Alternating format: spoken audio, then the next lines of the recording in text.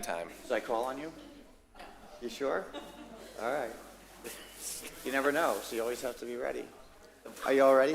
Yeah. Good morning, everyone, and welcome to the City of Palm Coast City Council. Today is a special budget workshop. It is Tuesday, March the 26th, 2024. It's 9 a.m., and we are in the community wing of City Hall, and with that, I'd ask you to please stand and join me in our Pledge of Allegiance. And following the pledge, you're welcome to remain standing for a moment of silence to reflect, meditate, pray, or pause for a moment. I pledge allegiance to the flag of the United States of America and to the republic for which it stands, one nation, under God, indivisible, with liberty and justice for all.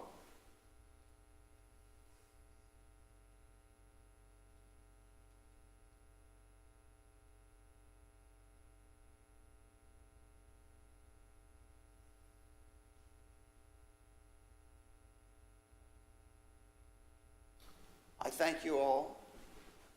I want to welcome Ms. Lauren Johnston, who is the acting city manager, to the dais this morning.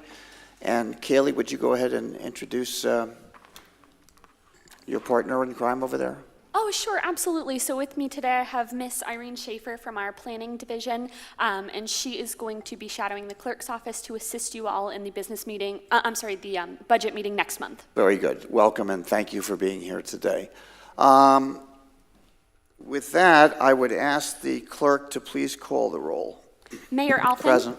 Vice Mayor Danko. Here. Councilmember Hyder. Present. Councilmember Clufus. Present. And Councilmember Puntieri is absent. Very good. Thank you for that. We now move directly to our public participation. In order for staff to be able to respond to your questions or concerns, please fill out a comment card with your contact information. The comment cards can be found on the table near the agendas or available from the Communications Marketing Director seated in the back with her hand raised. Anyone wishing to speak may approach the podium, provide their name, and may speak for up to 3 minutes.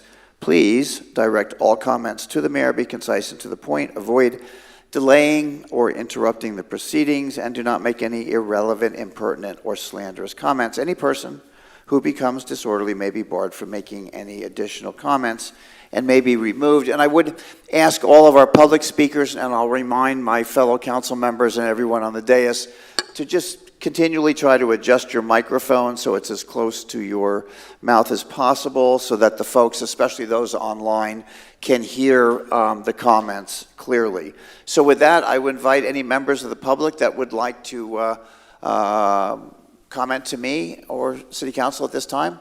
Seeing no one come forward, I will... Yes, sir. Okay, don't be shy.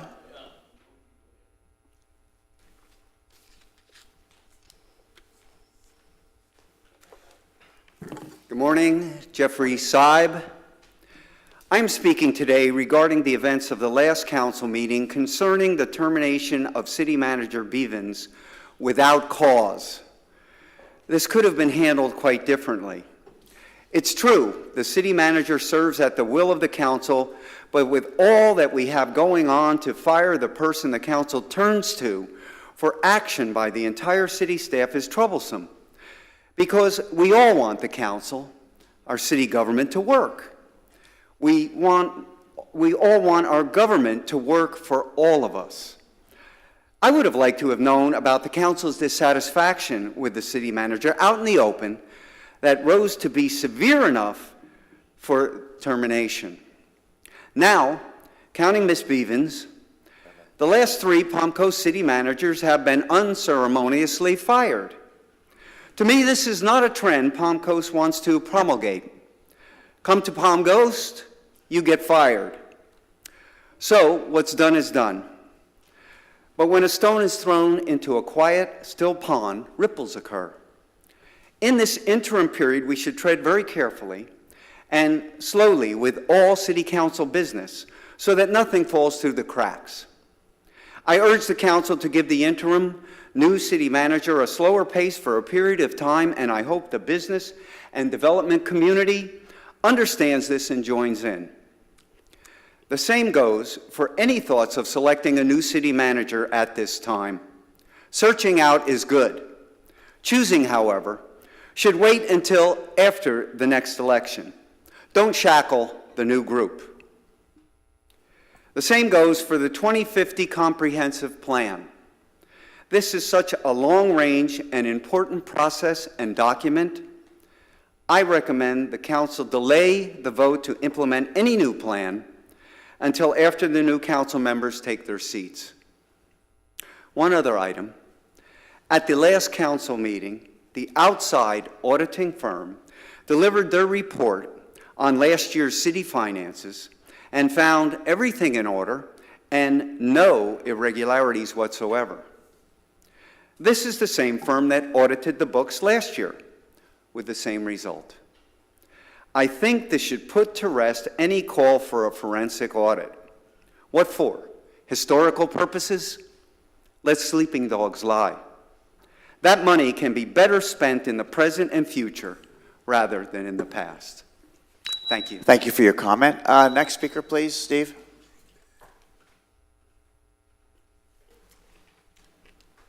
Steve Carr, Palm Coast. I would really like to clear up some things about what I normally get up here and talk about. And it says I need to address the remark about being disingenuous. It says, when I said nothing has been done on Florida Park Drive, was saying there has been nothing done that actually deters speeding. There has been nothing done that actually deters excessive traffic from the neighborhood. All the studies, tests, electronic signs, or monitoring does none of that. And also an unenforceable truck ordinance doesn't help either. So I'm just saying, when I'm talking about Florida Park Drive, I'm talking about something that actually works to help the residential street. I was sad to see Miss Bevan go because anytime I had asked her to meet with me, she did. I knew she had a busy schedule, but she took time to meet with several of us residents. So I was sad to see her go. Thank you. I thank you for your comment. Are there, yes, sir.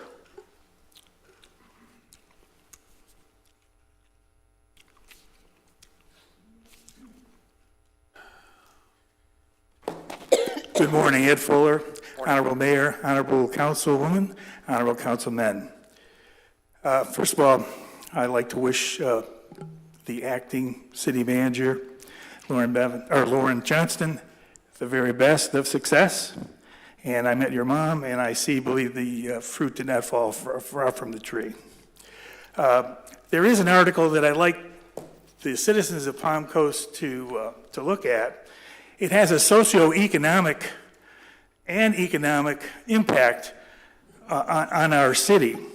And it was USA Today names Palm Coast second best Florida city to move to. Let me say that again. USA Today names Palm Coast the second best Florida city to move to. Let's talk about the cities that were involved in that dynamic. Gainesville was rated number 1. Palm Bay, Fort Myers, Melbourne, Tampa, Daytona Beach, Tallahassee, Brandon, Cape Coral, Jacksonville, Orlando, Ocala, Lehigh Acres, Boca Raton, and West Palm Beach. Those cities are blue bloods. Well, look who took over number 2. If this was a ranking in the NCAA, we're right up there in the tournament. And I want to thank all the employees. You don't get this ranking because you want it. There are many metrics that were taken into account that made this ranking possible. Metrics considered were life expectancy, median income, typical rent and home value, and unemployment rate.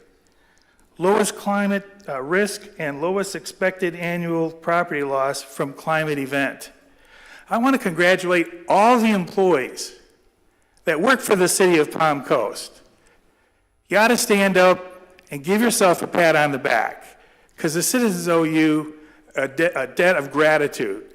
And as far as developers coming, and as far as others are coming, I received 8 calls alone from people I know across the United States that want to come to Palm Coast. They will bring businesses, they will buy homes, and they will make this an even greater place than we live.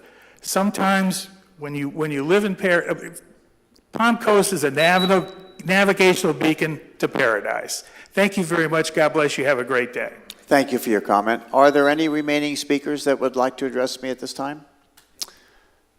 Seeing no one come forward, I just have one comment, Acting City Manager. I'd like to see if I have consensus from City Council members. I'd like to see a report, a summary report on the traffic count and traffic violations and any accident reports for Florida Park Drive over the last 24 months. Yes, sir, noted. We'll provide that to you. Okay, and when it's available, I'm not suggesting it needs to be at the next, but I'd like to see that. I'd like City Council to be aware of that, okay? We'll work with our partner, Flagler County Sheriff's Office. Any other comments today?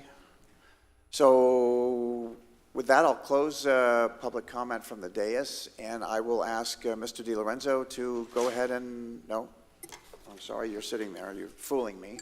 So we'll go right to presentations, and I will introduce Acting City Manager Lauren Johnston to introduce the first of 3 presentations. I'm sorry. This one will be the 10-year annual capital improvement plan update, and I think the introduction will include a description as to why this is an integral part of our strategic action planning and budget process. So please proceed. Yes, thank you, Mayor and City Council. We're here to officially kick off the fiscal year 2025 budget season. It's an exciting season, one we say that never truly ends. It's an ongoing process, and we approach this as a team approach. So Jason and I are going to go through a series of slides, and then we're going to introduce Carl and the CIP. So this is your budget calendar, City Council. It's a series of workshops, one that will identify several department showcase presentations. You'll get a glimpse of the year-to-date budget results. And then, as you mentioned, Mayor Alphen, your strategic action plan workshop is scheduled for your next special budget workshop. And this is your City Council calendar, but one thing that's not indicated here is a series of meetings that our team works to provide those budgets. A lot of preparation is done behind the scenes with our team. This is a reference to your budgeted priorities of fiscal year 24, a reference for any priority that you're wishing to move forward in your strategic action plan, and some things that we're working on to accomplish this year. Next is your department showcase presentations. Today before you, you have the Palm Coast Fire Department as well as the Community Development Department. And indicated in these presentations will be our strategic planning, a glimpse of our department 5-year strategic plans, maintaining essential services, how we partner locally and regional, finding innovation solutions, process improvement, and looking at any type of challenges and then opportunities that we see. So next is your department showcases, reviewing of all fund budgets, and as mentioned before, your strategic action plan. I'd like to introduce Carl Cody, your Director of Stormwater and Engineering, and just pay attention to the importance of why City Council does a 10-year capital improvement plan for the public. The City of Palm Coast outlines strategic allocation of resources towards enhancing and maintaining the city's infrastructure and facilities over the next decade. The CIP is crucial for City Council as it provides a roadmap for prioritizing projects, allocating funds, and ensuring maintainable development. The CIP allows city councils to strategically plan for the long-term development and smart growth of Palm Coast by identifying key infrastructure needs, prioritizing projects, and understanding citizen desires. By outlining the CIP over the next 10 years, the CIP helps council manage financial resources efficiently and ensuring that projects are adequately funded without straining the city's budget. With all that being said, the CIP plays a pivotal role in guiding strategic decision-making, promoting sustainable growth, and enhancing the overall quality of life for our residents. Just two quick comments, Carl, before you start. So, generally speaking for the public, so the CIP, the Capital Improvement Plan, is a lengthy plan, 10 years in length, I think we're talking about today. That's a dynamic plan. It's not we're not starting the beginning of 10 years now to end 10 years from now.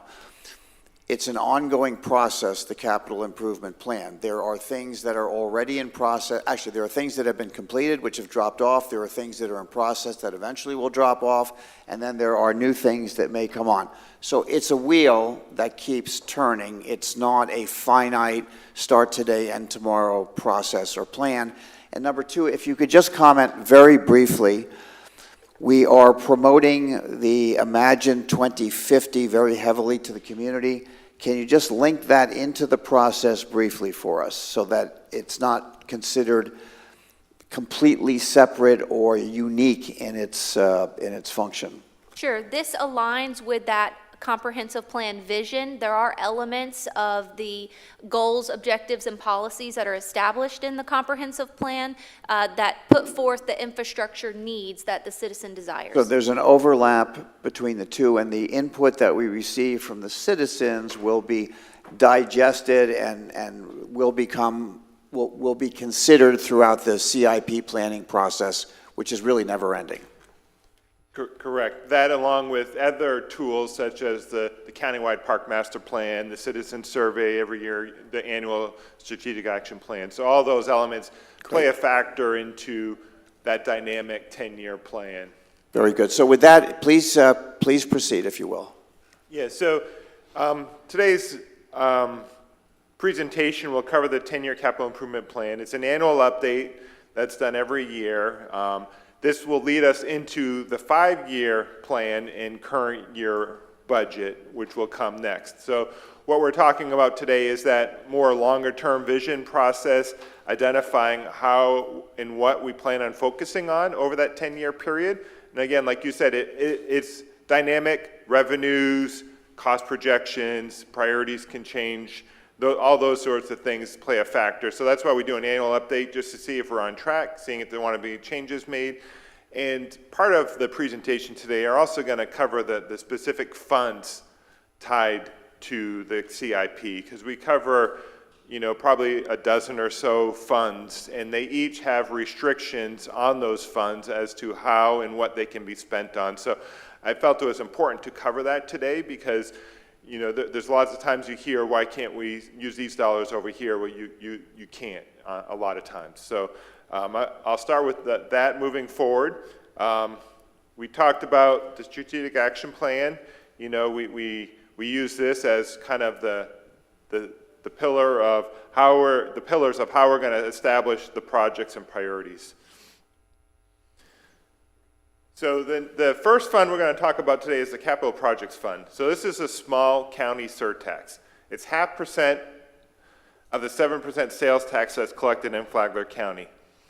It has to be committed for construction and improvement in public facilities. It was adopted by Flagler County ordinance and distributed according to a state formula. So the city receives roughly 50% of the tax collected. It began January 1st of 2013 and expires December 31st of 2032.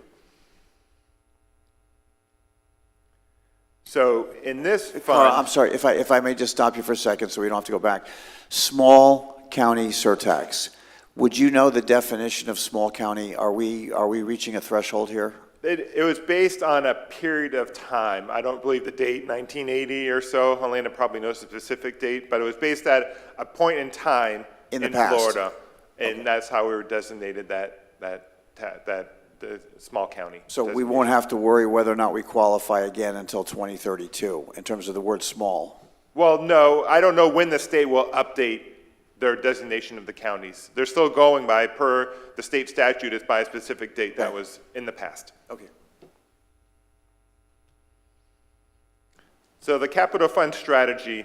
So obviously we have a lot of existing facilities and parks, and that's one of our main priorities is to maintain our existing facilities, so the rehabilitation, rehab projects, safety projects. We focus in the upcoming short term here is we're focusing on critical and urgent needs. So we have AC replacements, painting, carpet, sports field, rehab, lighting improvements, and other safety items associated with those facilities and parks, and as well as our IT infrastructure to maintain a system that's operational and can function properly for day-to-day operations. Funding for general fund portion of the Maintenance Operations Center is one of the top priorities. The design is currently underway. Phase 1 of construction will be the fleet facility and associated site work. Also, this fund provides the non-impact fee share of park and fire impact fund projects. So when you have a park capacity project we'll talk about later, it cannot fully pay for the new park. It only can pay about 70%. And when you build a new fire station, those fire impact fees can only pay about 90% of the new station. So that other 30% and 10% has to come from other fund sources. Lots of times we use this fund unless we can find other dollars, whether they're a grant match or whether they're within the CRA district or other areas. And we'll talk about more of that when we get into the capacity impact fee portion of the presentation today. But there are some transfers out to cover those costs because those new parks and stations, they not only benefit the new residents, they are also benefiting the existing residents. So that's why there's that split of funding between the two. And that's revisited every time we update those impact fees. They reevaluate what park and fire station facilities we have, what we need in the future, what our current population is, what our future population projection will be, and they recalculate that percentage split again. And that's done every time we update those fees. And then, maintain that flexibility. So in this one, we incorporate projects as opportunities arise, such as grants. You heard last week the solar grant. Fortunately, that is intended to be 100% grant. But when there are projects like that come up, and there's a cost benefit to the city, sometimes we add projects into the plan as we move forward. So this here is just an overall summary. We're not here to really study the numbers today. It's just really to give you a general overview, because as we update projections, we know permits are down, spending may be down. So we'll be revisiting this when we get more into the 5-year and annual update. Really what I wanted to touch upon here is, we have some dollars going to park projects, the rehab and renewal over many years. The path projects, we have some in the future. We hope that's a DOT match type project. Our IT capital projects is an ongoing type pathway as we move forward to replace outdated equipment before it fails. And other projects, there's not much dollars there.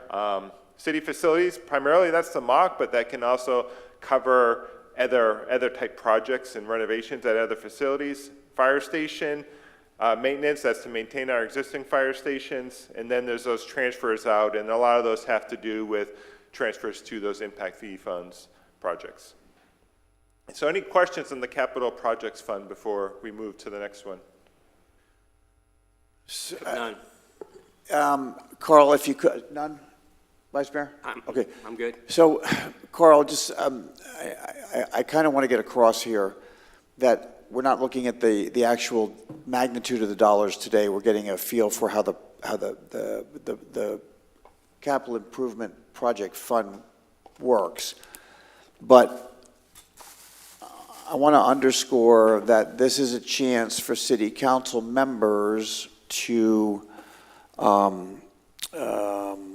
recalculate, but to refine their strategic action priorities based on the data and the information that Carl is presenting today. So our first blush at the strategic action priorities was to identify those things that we felt were most important for the current residents and for the future as well. Now you're getting some numerical data behind it to start to see, does that in any way jive with what your expectations were in terms of priorities? So I think, Carl, you said this is a tool Right. that city council members can use to refine their strategic action plan process. Right, and you'd probably want to focus on the strategy portion here, because this is what we're taking in from council, citizens, you know, all the feedback that we've collected over the years that we need to maintain our existing infrastructure in parks and facilities. We need to move forward with the mock, and then we have some shared split dollars. So, you know, again, if there's vision or items that you want to address in these items here, that's something you bring up at the strategic action planning sessions. Okay, and Lauren, so if a city council member would like to adjust or make change to their strategic action plan priority interview, they should contact you directly and you'll set up the process to do that? Yes, we can do that. Okay. So we're going to start talking about the recreation impact fee, and it does have some restrictions. In fiscal year 20, we did an impact fee study update. There's an annual increase also that's been tied to it per the construction cost index that's published by the Engineering News Record in June of each year. The current rate is just over $1,800 per dwelling unit. It's restricted to growth-related projects only. Projects that add new capacity cannot be used for existing system deficiencies. So this is only to add new parks or expand park facilities, add trails, you know, that sort of thing. It has to be adding new capacity. We can't use it to replace a playground, change a tennis court to a pickleball court. You know, we can't use it for those types of projects. This is really only to add new. May I ask one question? Where the 69 and 30% come from? Is that by state statute?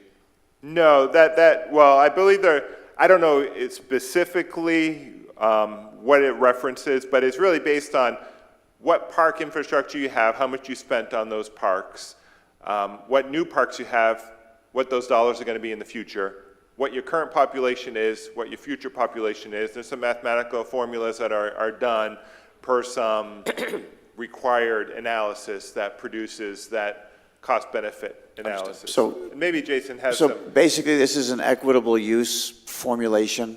Yes, correct, there you go. That's exactly correct, Mayor. The current resident will also receive the benefit, so they have to pay for part of that benefit. And just for clarification, I appreciate the question. So the $1,800.99, can you just put that in context? You see, you know, in social media and other places, and even from HBA reports, you're seeing a number bantered around of $16,000 for impact fees for a new dwelling. Is that correct? I see that number or more? I don't know the total. My question is really, this is a component of that. Correct. It's not a side of that. That's, okay, Yes. so it's a part of this larger number, but that larger number has these kind of components to it. So one of the line items that this is going towards is the maintenance and the capital improvement of parks and those kind of facilities. Not maintenance. Capacity, Capacity, additional sorry. capacity, right? So- Only capacity, not for the ongoing Right. operation. Now, Okay. that additional capacity could come at an existing park as a new pavilion, a new, you know, piece of park equipment, in addition to the existing equipment. Right, we used some capacity fees at Holland Park when we renovated and expanded that park. So the renovation was capital projects funds, the expansion was park impact fee funds. And like you said, that percentage, so as we move further in time and our population grows more and there's less room for growth in the future, there's going to be a higher percentage on existing population because they're. So just help me with that, make sure I've got my numbers correct. So as we receive more new residents, And you'd and think build the less parks, arithmetic right. would put a larger liability or burden on the new residents and a lesser burden or liability on the existing residents. Is that correct, as the concentration of new versus existing residents changes? Well, the cost of the park would play a factor in that too. The what? The cost of the new elements you're building in the future would also play a role in that. So again, as the concentration of new residents increases beyond the percentage of existing residents, it would be the new residents that bear a greater share of the cost on a percentage basis. That would make sense, if it's. When that tipping point happens. So if 60% of your residents are new and 40% are existing, the 60% should bear more of the liability for this than the existing. That's the concept, right? Yes, Philosophically? correct. Okay. Yep. So to talk about the strategies, we're utilizing the 2023 Countywide Recreation Master Plan as our basis for establishing the project priorities. So some of those elements that were presented to council and identified were additional access to water, kayak launches, fishing piers, developing a new athletic complex, adding additional restrooms along trails, athletic fields, and playgrounds, developing more rectangular and diamond fields, preserving open space, beaches, conservation lands, wildlife, and heritage sites, developing new facilities and amenities, disc golf, bike parks, lighting and shade, developing additional trail connectivity, and expanding our current system. And these were the capacity portions items pulled from that study. So that also went into maintaining existing parks, but this is really what we're talking about is capacity. So I just wanted to make note of that we are looking at those elements. And Carl, I may be out of order here, and Councilwoman Hyder, forgive me if I don't want to steal your thunder, but I'm thinking this is a good point to have a footnote that the majority of bullet points I see there, at least in my mind, seem to be focused on a younger resident, which is great, but we don't want to underestimate the resources necessary to keep our older demographics quality of life at the highest level. It may be embedded in there, but it's not. Yeah, I think a lot of those were touched upon in the programming part of that study, which would then lead to a specific capital project. You see what I'm saying? So, okay. Correct. And so to talk about the strategy, we have a lot of grant-funded projects in this fund. We have our Long Creek Nature Preserve, which is boardwalks and overlooks. We have a grant of $325,000 already accepted. Waterfront Park access, additional parking. We have a grant of just over $330,000, which has already been awarded. We have Waterfront Park access, shade covering. That's what came to council, I believe it was last week. So we submitted our application. We will know in the fall if we've been awarded that grant. Southern Recreation Center, 5 additional clay tennis courts, a $700,000 grant with USTA. That is something that'll be coming back to council here shortly. Grand Swamp Trail, Old Kings Road Trailhead to Lehigh Trail. We have a pending grant with DOT for $615,000 for the design of that trail system. So outside of the grant funded projects, we have to focus on our critical needs. Expand parking at the community center. That's been an ongoing item that's been being looked at. We'll be presenting some findings of that, I believe, in May to council. Expand parking at Indian Trail Sports Complex. We know there's a lack of parking, or need for additional parking at that sports complex. We have a design completed, a permit in hand. We just have some dollars in-house that we hope to construct a portion of the project in-house if we can, to move that one forward in our plan. Add lighting to baseball, softball fields at the Indian Trail Sports Complex. So we converted those rectangular fields to additional diamonds, and we did not have funding at the time to light those fields, but to expand the usage and time of play for those fields, we'll be adding lights to those, and that is in the plan. Satisfy obligations. So the city was awarded 2 different funding sources to buy a portion of land at Long Creek Nature Preserve.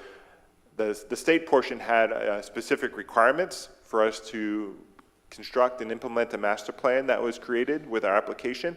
So we built part of that And with our grant up above on the boardwalks and overlooks, we'll be building more of it, but we still need to finish out our requirements that we have, our obligations to complete those improvements. So those are in there. So here is the summary that shows where we're looking at. Those resource-based parks, those are like the Waterfront and Long Creek Park projects. We moved down to the centers, those are expanding the parking type facilities. And then we have our transfers out, which is just, that's park impact fees going back for Holland Park. Because I think this fund fully, the capital projects fund fully paid for that, and we're just having this fund pay back what should have been paid by park impact fees at the time, but the funds weren't there. So we'll move on. Any questions on recreation impact fee before we move on? I have none. Nick, you've been through the budget cycles more than anybody. I mean, the only highlight, I mean, what I would lead with is that our parks and, our trail system is almost second to none, or ranks right up there in the top few in the state. So investing in the maintenance and the improvement of that trail system is, I mean, it's not just making the trails better. I mean, we have something that is unique and special throughout the state of Florida. I think you all know that. Absolutely. Okay. So we'll move on to transportation impact fee. So in 2018, an impact fee study was done. There's various fee amounts based on all new development, based on what the proposed uses are going to be. The fees are adjusted annually on January 1st per the city review in August of the DOT Transportation Cost Report, Construction Cost Inflation Factors. There's currently a rate study update that's underway that will be completed this fiscal year. Again, it's restricted to growth-related projects only. Projects that are adding new capacity cannot be used for existing system deficiencies or maintenance. So we can't replace traffic signals, we can't pave roads, we can't use any of this money for those types of projects. We can use it to add a new traffic signal, add turn lanes, add traffic lanes to roadways, but we can't use it to maintain or upkeep our existing roadway network. So, I mean, I have to ask the question. So, is adding a safety feature to an existing roadway a capital type improvement? It would only be an impact fee improvement if it's going to help improve capacity or traffic flow. If it's a safety improvement, it would come from our Streets Improvement Fund. So if it's a traffic calming thing, that would improve flow, right? No. No.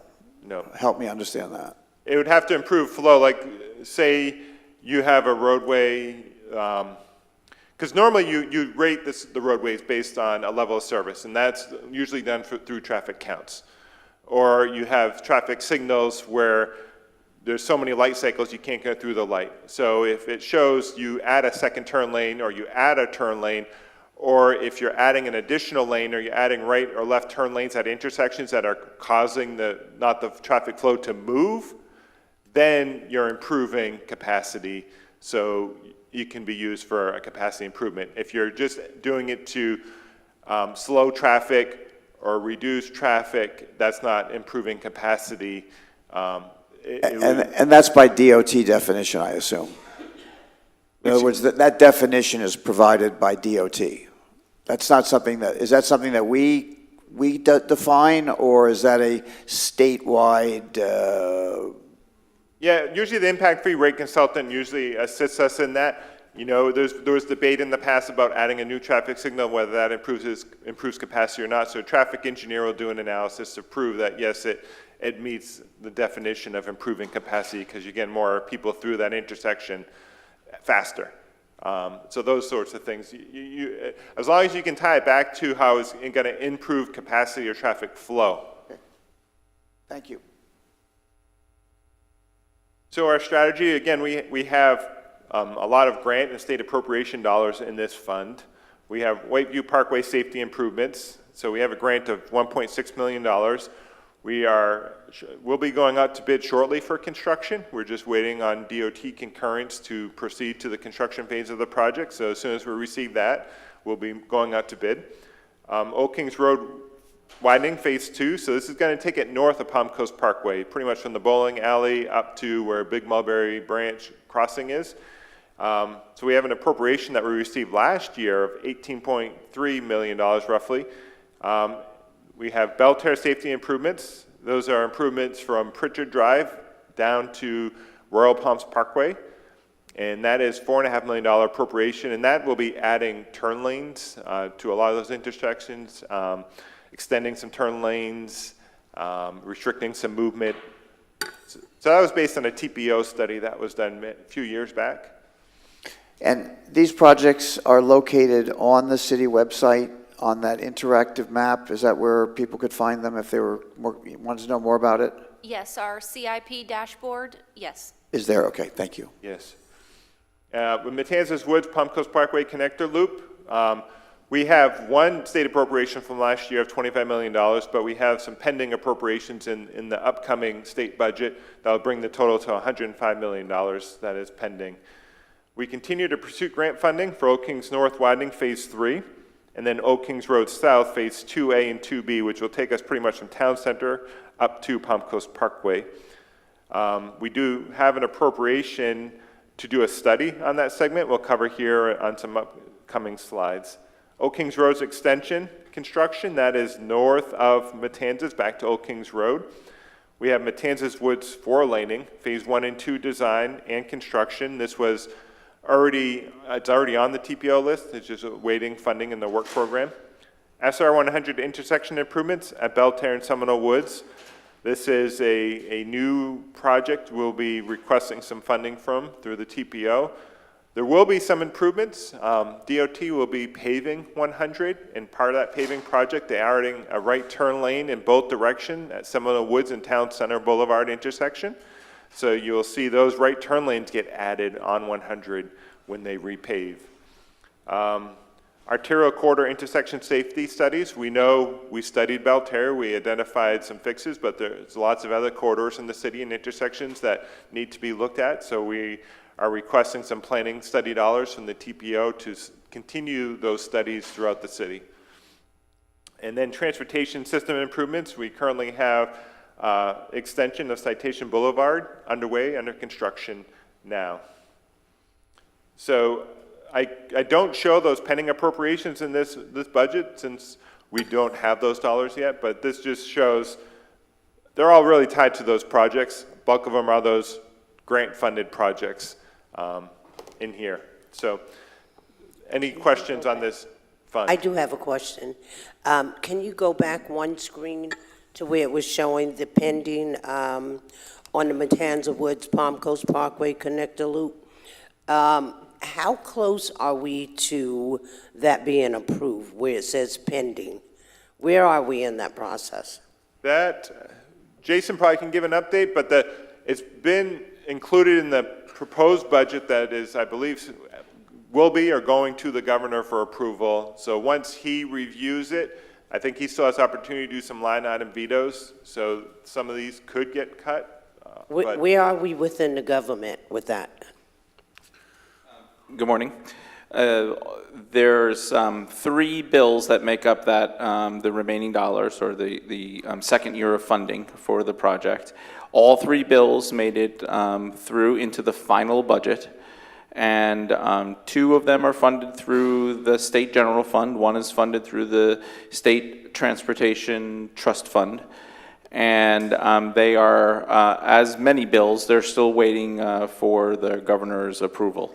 So once the legislature transmits the appropriations bill to the governor, he has 15 days to sign it. But as Carl mentioned, in Florida we have line item vetoes, so he can strike any bill for any reason. So you're saying that it's at the last phase going through One to the more step. governor? Once he signs on it, then That's correct. it's approved? That's it. Okay. Yep. Well, yes, the appropriation is approved. Then we have to work on an agreement with DOT to do the project. Thank you very much. So next we're going to talk about the transportation impact fee town center restrictions. So they have the same restrictions at the transportation impact fee. There was an amendment to the town center at Palm Coast Development of Regional Impact Development Order, which had an effective date of November 27th of 2018. So the total impact fees paid to the city after December 31st of 2018, excluding from parcels in the special assessment district, shall be used to fund regionally significant road projects as mutually identified by the city and the developer. And then it talks about specific projects.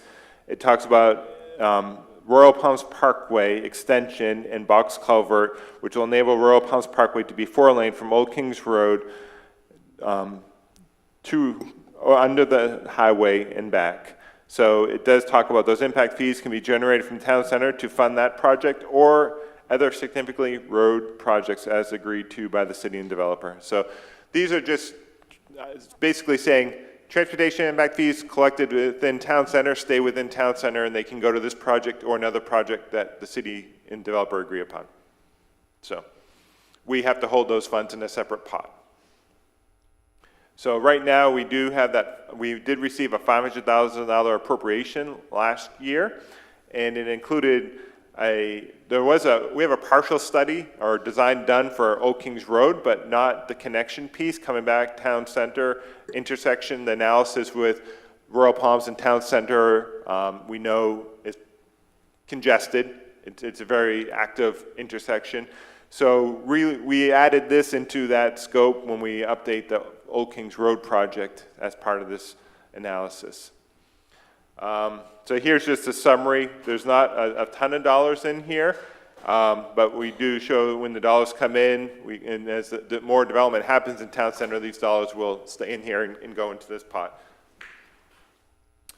So then we'll talk about the Old Kings Road Special Assessment Fund. So these are, you can see there's various identifiers, talked about here as how and when it was created.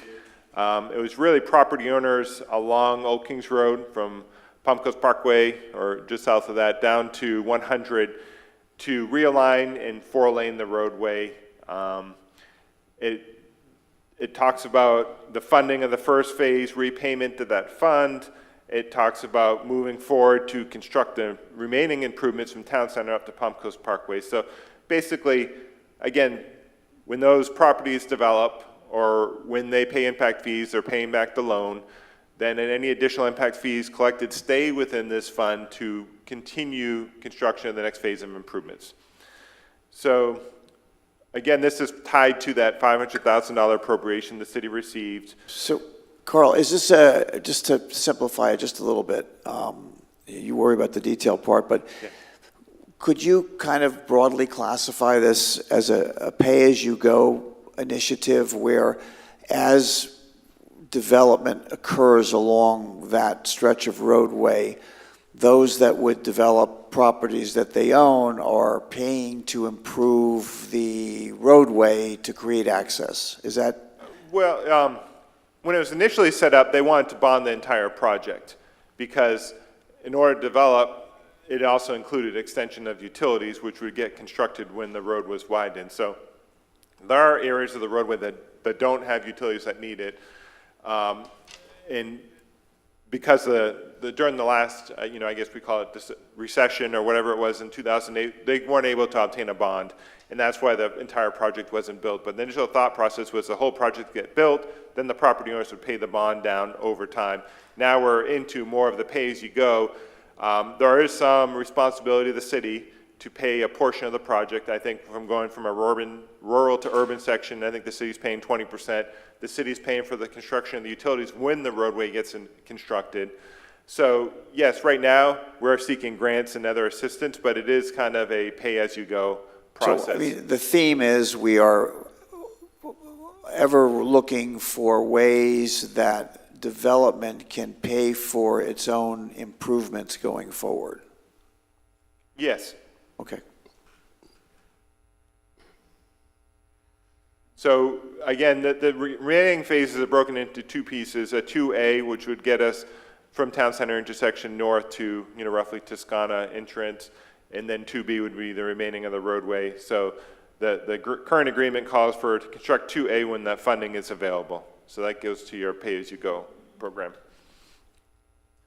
And just here's a snapshot of that funding as, you know, what dollars are available and moving forward. You know, again, as these funds will go up quicker as development goes up, you know, occurs faster. So any question on that fund? Any additional questions?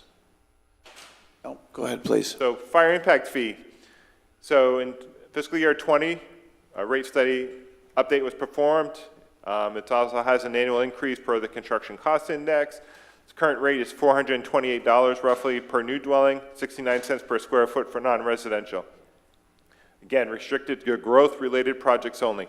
Projects that are adding new capacity cannot be used for existing system deficiencies. So we can't use it to rehab existing fire stations, and we couldn't take existing 22 and rehab it with these dollars. That wouldn't be proper use of funds. But we can use it to build a new station like Fire Station 26 in the southern part of the city, or add new equipment to the fire fleet. So we can't use to replace a fire truck, but if they needed to add an additional fire truck to serve capacity or meet response times, they can use it to buy a new fire truck. So our strategy is we have some additional grants and you know, state appropriation and other federal dollars. So Fire Station 26, we have a $5 million appropriation in last year's budget. Fire Station 22 replacement, we have roughly $3.5 million for the American Rescue Plan Act. Additional funding is necessary to construct new facilities. The CRA General Fund owes the General Fund dollars for a prior land purchase. So those repayment of the general fund would be directed to the Fire Station 22 project. Since that's a replacement, we have less opportunity to use impact fees on that particular project. So we've already transferred $600,000 in current budget. We are proposing to transfer the additional remaining $600,000 next year. We are also proposing to allocate general fund balance in the upcoming budget to assist with the shortfall in this particular budget. We don't know what that amount will be yet, but that would be one way to help make up the deficiency in the funding. We also review and analyze operational costs when we construct new facilities. We continue to evaluate response time and development of new stations. So as we move forward, we update future station locations and timing as necessary. And I think you'll hear a lot more about that today from the fire department.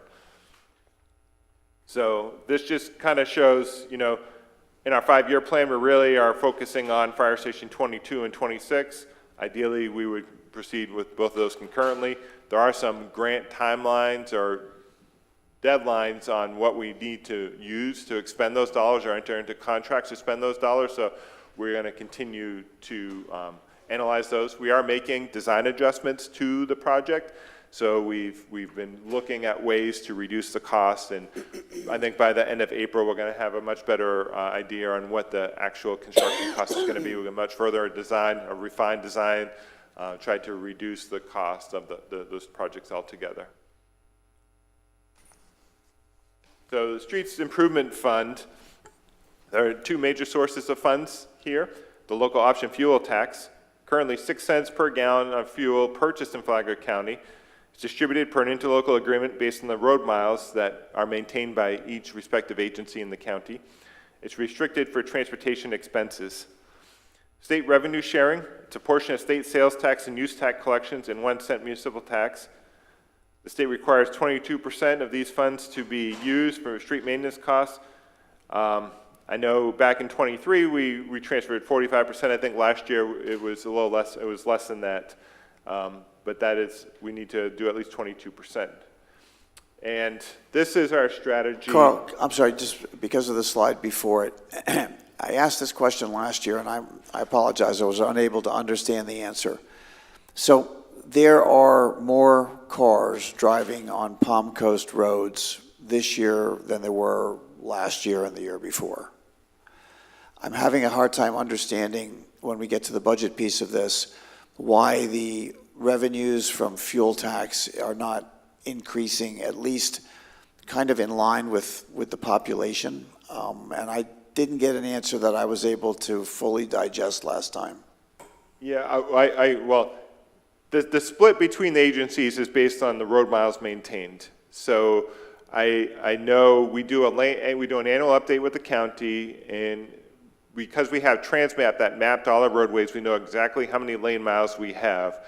So if we maintain, say, 80% of the roads in the county, we get 80% of those fuel tax dollars. Now, I don't have a running total of how much fuel tax we collect or the county collects annually.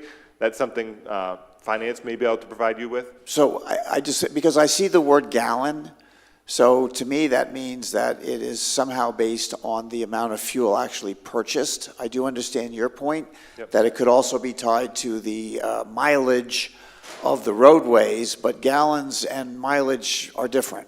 And if people are paying for more gallons of gas, there should be more 6% generated. And I'm not understanding that. So maybe I'll save that question. What's that? It's all those EV vehicles. I was going to say, if you're going that route. I open the door. So I'll save my question, and I'll get with finance to help me understand that I better. believe finance has a summary fair total enough, they fair can share enough. with you. So this particular fund is the primary source of resurfacing our roadways. So it's also maintaining all our roadway network. So we do focus on our safety and maintenance projects. So we are looking at wrapping up our streetlight master plan. I think that's in the next couple of years. We'll be finishing up, completing all our arterial roadways. We're continue optimizing our traffic signal optimization. So that's, an ongoing effort. Bridge rehabilitation, we work with DOT to inspect all our bridges, give us reports, identify where we need to spend dollars.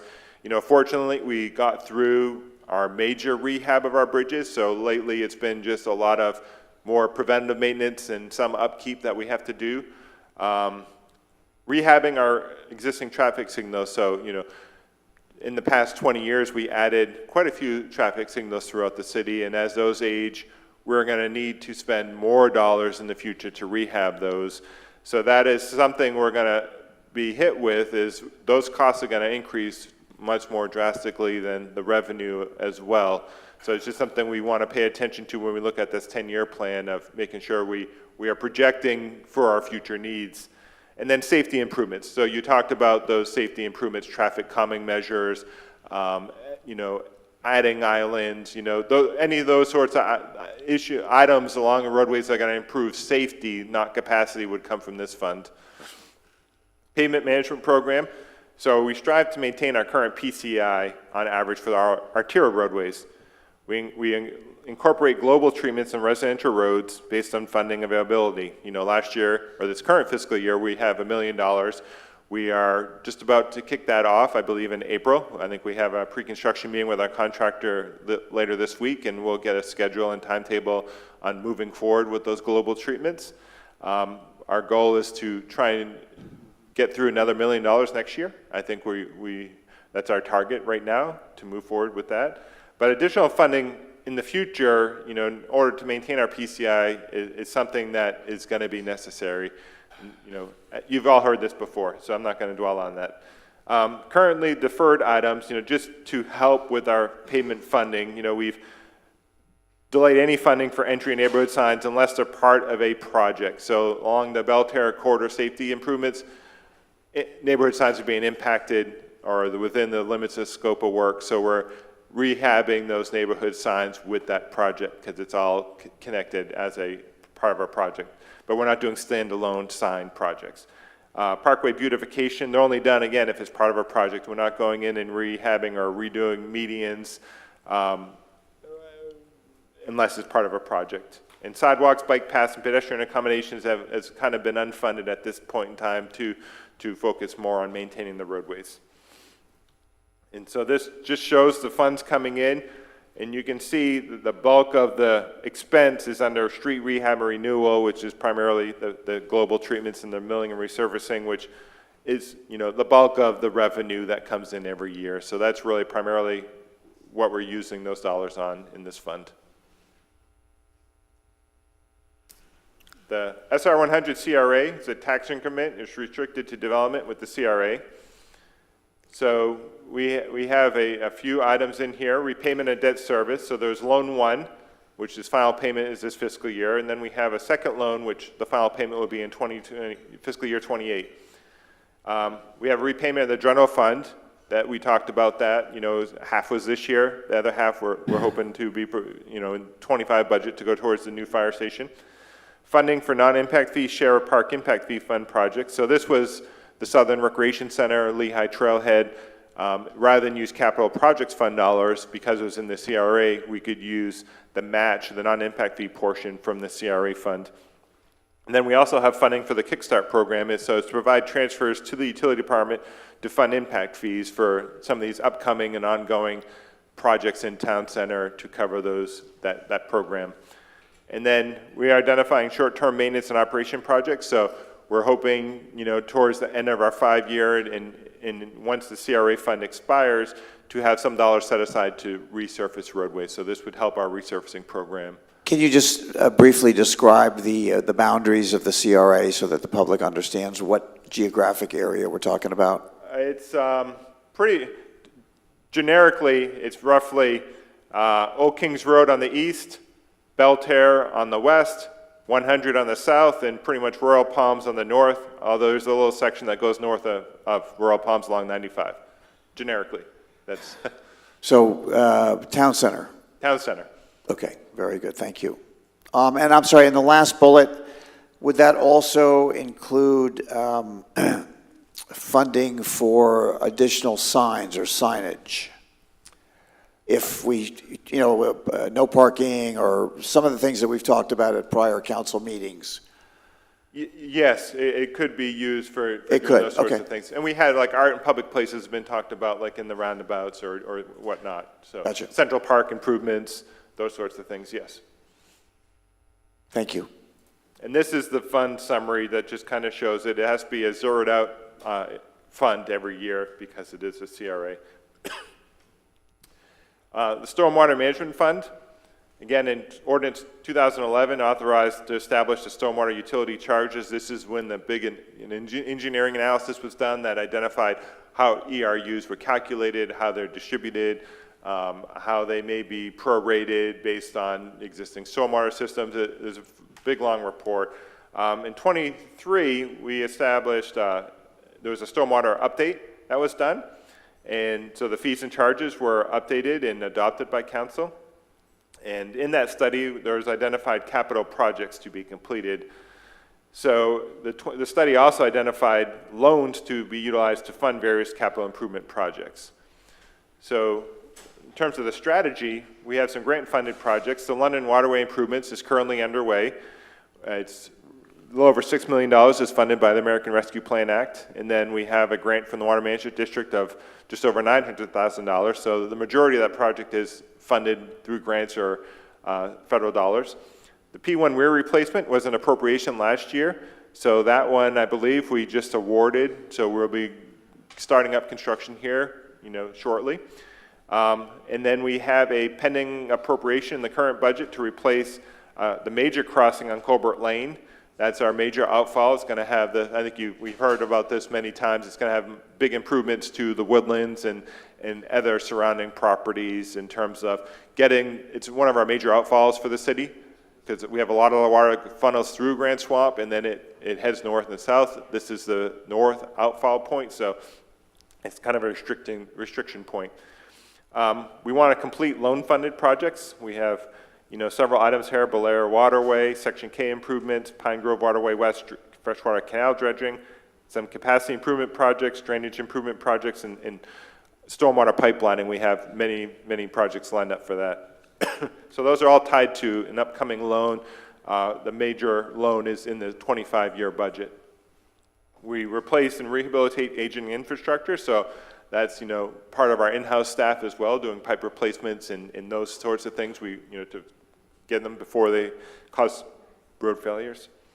Enhance the stormwater system, provide improved system, and to increase capacity. So that's an ongoing effort with all of our projects, is to make the system better than it is today.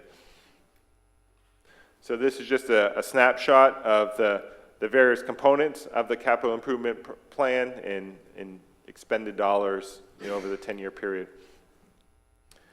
The Utility Management Fund, So we have the water contribution aided construction, that's the CIAC fee, impact fee, whatever you want to call it.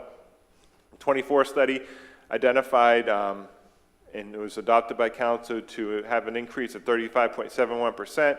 However, per Florida law, requires increases over 25% and greater to be phased in over 4 equal increases. The current rate is just under $4,000, and you can see the proposed rates over the next 4 increases starting May 1st of this year. It's restricted to growth-related projects only. Projects that add new capacity cannot be used for existing system deficiencies. So again, we can't use it to rehab our plant, change out membranes, or do whatever it may be. This is to expand capacity of the system, whether it's installing parallel mains, larger pipes, expanding plants, adding wells, all those sorts of projects. We're talking about water, I guess, here, so it'd be water-type projects. The strategy for the utility rate, complete grant-funded projects. We have a water main extension, Willow Woods A1A. This is Flagler County American Rescue Plan Act dollars, $1.8 million. I believe construction is underway right now on that project. Complete capacity-related projects, so we need additional wells, add groundwater storage tanks, water main extension. This is heading south on Old Kings Road, below 100. Water main extension, Old Kings Road South, widening phase 2. Then complete capacity-related projects, loan funded, which would be water treatment plant facility 1 expansion and plant 3 facility expansion. And this is just a summary. This here, you see lots of yellow. We're working through with our rate consultant to finalize and tweak this plan based on the adopted capacity fees that were implemented or adopted by council. So when you get into your 5-year plan, this will be much more refined and you'd have a better look at it. This is wastewater construction aid of construction fee. So again, this had a just under 25% increase. So it can be phased in, because it's under 25%, we can phase in over 2 increases. May of 21 will be, looks like, oops, back. It'll be going up to $4,300 in May and up to $6,800 May of 25. It's restricted to growth-related projects only. Again, can't be used for deficiencies, only new capacity. So we have many ongoing grant-funded projects. Old Kings Road Forest Main, Southern Sprayfield entrance. To Water Treatment Plant 1, that's $2.5 million. That is going to be current American Rescue Plan Fund dollars. Forest Main A1A extension, Jungle Hut to Malacomper, $3.3 million of Flagler County Rescue Funds. Forest Main extension A1A Malacomper to Marineland, that's an $8 million county grant. Wastewater Treatment Plant 1 facility replace spray fields with ribs, that's a pending $5 million state appropriation. Wastewater Treatment Plant 1 expansion, we have a $1 million pending state appropriation. Wastewater Treatment Plant 1 rib exfiltration land acquisition, a $2 million pending state appropriation. Complete capacity related projects, add reclaimed water ground storage tanks, PEP tanks for new home construction. Pump station upgrades, Forest Main extension, Old Kings Road South at 100. Complete current capacity related projects, loan funded. Wastewater Treatment Plant 1 expansion and Wastewater Treatment Plant 2 expansion. So this, again, there's some yellows here. We're, again, fine-tuning this with our rate consultant, and you'll have a much more refined plan outlook here when we get into our 5-year review with council. So then we have the Rehabilitation Renovation Fund underneath the Utility Fund. Bond documents require that a minimum amount of 5% of the operating fund be allocated for utility system maintenance. So we must expend at least 2.5% in year the funds are allocated. So right now we have some grant-funded projects. You heard last week about the $10 million, or 99999, pending appropriation, well, not appropriation, pending grant application for lining clay pipes. So that's pending. Address utility component failures, pipe breaks, pumps, electrical. So these are critical items that we need to address. Water sewer line relocations, PET tank failures, pipe breaks, those are all critical. We have to go do those no matter what. System upgrades, this is pending available funding. This is just preventative maintenance, upgrading system operation. Some of these are potentially tied to regulatory requirements, odor control, ozone treatment, meter changeouts. Again, preventive maintenance, pipelining, membrane replacements, flaker replacements. We try and stay ahead of the game so we don't have systems that go down, but pending available funding, because this is all funded from rates. So as we explore and review our rates, we'll determine how much of this we will be able to fit into our budgets. So this is an overall, once we finalize the capacity fund dollars and set what those rate dollars are in terms of updated operating costs for projections for this year and next year, we'll have a better look at this, number-wise, if you want to get into the details when we start getting into the current year budget. And that covers the 10-year CIP for today. So I was going to ask Councilman Kalufas, you've been through the most iterations of this, or I can ask the acting city manager. What you've just heard is as good a definition of a robust approach to making sure that our utilities are being watched over, they're being polished, they're being planned for the future. Can you comment to that effect?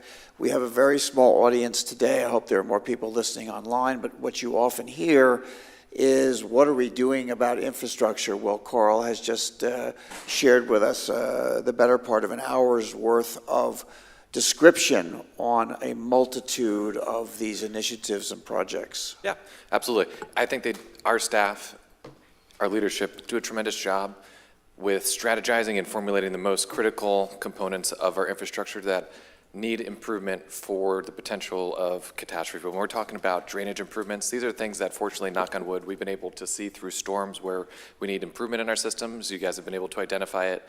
Now we're identifying funding sources all the way through implementation.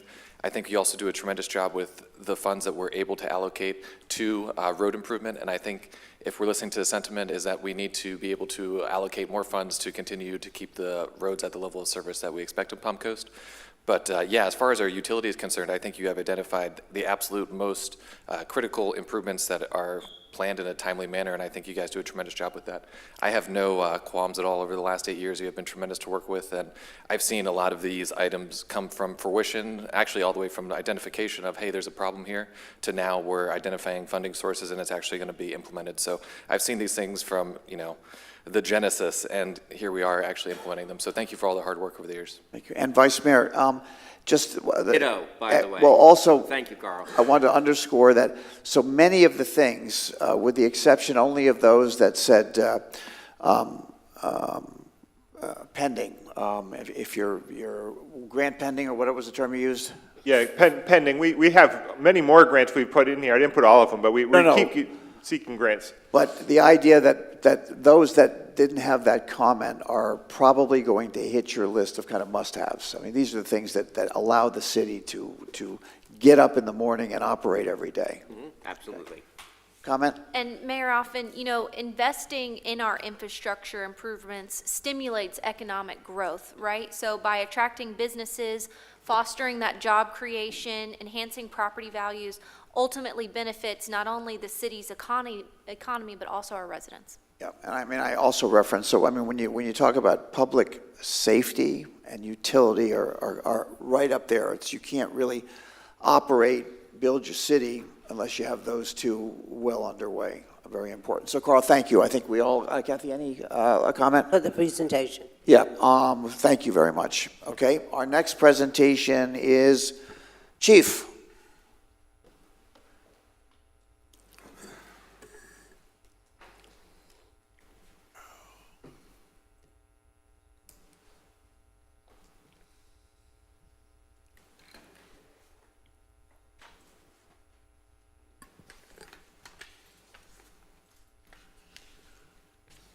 Good morning, Mayor and City Council. Morning. Kyle Berryhill, Palm Coast Fire Department. As the first department to go, I just want to take a second to, I guess Carl's department is kind of first, but takes care of all of us. I just want to take a second to establish that what we're doing today is providing an overview of how we operate in the fire department and what we've accomplished so far in the current budget year with some of the things that we asked for last year and what our plans were, what our daily operations look like, and then our future, both long-term and what you can expect from us in the next budget year. And so I'll just go ahead and jump right in. So as a city council, you've developed 4 pillars of priorities, and we've really adopted safe and reliable services as kind of a core for what is in the nature of the fire department's business. And so then our 3 kind of foundational pillars in the fire department is staffing. We need great people. We need to put them in the right positions. We need to have a great organizational culture that believes in building the next generation and that the citizen comes first. And I think we do have that. So even if you have the very best people, and I think we do, you need reliable apparatus and equipment. If they get into a piece of equipment that doesn't do what it's supposed to do and the person's most pressing need, we're not going to accomplish the mission. So if you have the best of people and then reliable apparatus and equipment, there's still an opportunity or there's a challenge if the stations are not located appropriately. So we have to put stations in the right locations, and we have to be analyzing to ensure that the system is doing that. So that's how we're thinking about providing fire service in Palm Coast and how we've been thinking about it for a while and how we'll continue to think about it. And so this largely is driven by items that occurred in our 10-year plan that we published in 2000. And every one of you has seen it, but for the public. We've already accomplished things like a development methodology for fire station, looking at apparatus replacement and replacement. We'll talk a little bit more about that today. What appropriate staffing levels are for a level of service that our citizens expect. And, we talk about response times, call volume, what capacity exists in the system. We're constantly trying to use data to make good decisions to help protect the public and keep our citizens safe and healthy. And then Carl talked about we created a fire impact fee in 2020, and that's due to be looked at again at the end of 2025, which is actually, I believe, fiscal year 26. The 10-year plan, if you remember, derives, at the end, it kind of comes to the conclusion that we're trying to work through 9 strategic initiatives. We have a deployment initiative, making sure that we're in the right spots. We have an outreach initiative, making sure that we're communicating ways that the community can be safe, and finding kind of low-hanging fruit to do the most good with the resources that we have. We have program evaluation initiative. When we try to do something, does it work? Does the medicine cure the disease? We have a training and development initiative. We know that we are always trying to build for the future of the Palm Coast Fire Department and the citizens of our community. And we have a fiscal responsibility initiative. We want to make sure we understand that it's not our dollars, it's public dollars. And we want to always do the right thing with those dollars and make the most good. We have a health and safety initiative. We know that firefighters have some special risks associated with the nature of our work. And we want to do everything we can to encourage them to have a great and healthy career and then a long, healthy retirement. Stakeholder relationships initiative. We want to be a great partner both to Flagler County Fire Rescue and Flagler Beach Fire Department, but also with the Flagler County Sheriff's Office, with the other internal departments, and with other stakeholders in the local community. And so then national participation. We want to be a model fire department. We want to be something that people can look to and emulate. And if we're not doing that, we want to know about it so that we can look to someone else and emulate something great that they're doing. And then finally, we're using technology and data all the time to help us drive our decisions and to help us make the appropriate resources at the appropriate time for our citizens and for our future. So this year, some movement that is happening in the 10-year plan right now is we're doing an analysis of funding opportunities. Just looking to see how do fire departments get funded in the United States and what are some opportunities there and are we missing anything? Or if you were to ask, hey, what about this opportunity? We want to be well-versed and be able to talk about that. We're creating a plan for 911 incident training. So for emergency data, for how we're recording our data. In the National Fire Service, everyone is changing to a NARIS initiative that's coming from the United States Fire Administration in 2026. And we're right now on track to become an early adopter of that new technology. And so that means we're going to have to teach our folks how to record that data. Good data in will give us great opportunities on the back end. We're doing some internal training for our internal systems so that our new firefighters and our driver engineers are ready to become driver engineers and then lieutenants, and then our lieutenants are ready to become battalion chiefs. We're looking at a virtual public education opportunity to ensure that we do a great job interacting on social media and also in face-to-face, but is there other opportunities for us to use technology to meet with the public? We're currently analyzing some of the ways that we communicate and share information, both internally and externally, so that we're using all the resources that are available to us. And then something that we're really excited about, especially at the completion, we want to have this well in place and established when stations 22 and 26 are completed, is a tool for analyzing our response time analysis, essentially a heat map. We're working with our GIS department. We were working in a different way, and we kind of said, hey, we haven't made enough progress over the time period. And so we've got some great energy coming from the city IT team so that we'll have the ability to look at both a heat map for call volume and a heat map for response time, which will really be great for driving our future. So our staff is committed to our mission. So our mission is delivering the best service to our community every time. And I'd be remiss if I didn't say that. I didn't come up with this. The staff came up with it. And I also would be remiss if I didn't recognize how much of the other departments in the city contribute to our ability to do that. There's not a department in the city that we don't work with consistently. Parks lets us teach kids and hold training at the community center. IT promotes our ability to every one of our responses depended on IT. We have a map too if that breaks, but very rarely do we need to go there. Community development, if you drive down Summerlin Woods Parkway right now, you can see that we were able to make a smart decision associated with the Citation Boulevard cut through that's going to save citizens dollars and protect citizens. Finance helps us to pay the bills and always helps us to figure out how to solve a problem, because sometimes we have problems and we don't necessarily generate revenue in the fire department. Carl's team is constantly helping us to develop the fire stations and working to improve. We're going to talk a lot about fleet maintenance, but both fleet maintenance and facilities are huge contributors to our success. And I'm trying not to miss anyone back there. I know Brittany's team is also always working to help us tell the message and make sure that we're able to communicate with our citizens, both in the worst times and in some things that can help keep them safe. Our values, again, I wish I picked them, but it wasn't me. It was our firefighters. They chose family, integrity, and loyalty because we operate together. We live together all the time. We see great things together. We all see hard things together. And so family is a core component of who we are. Integrity is doing the right things for the right reasons consistently, and it doesn't matter who's watching.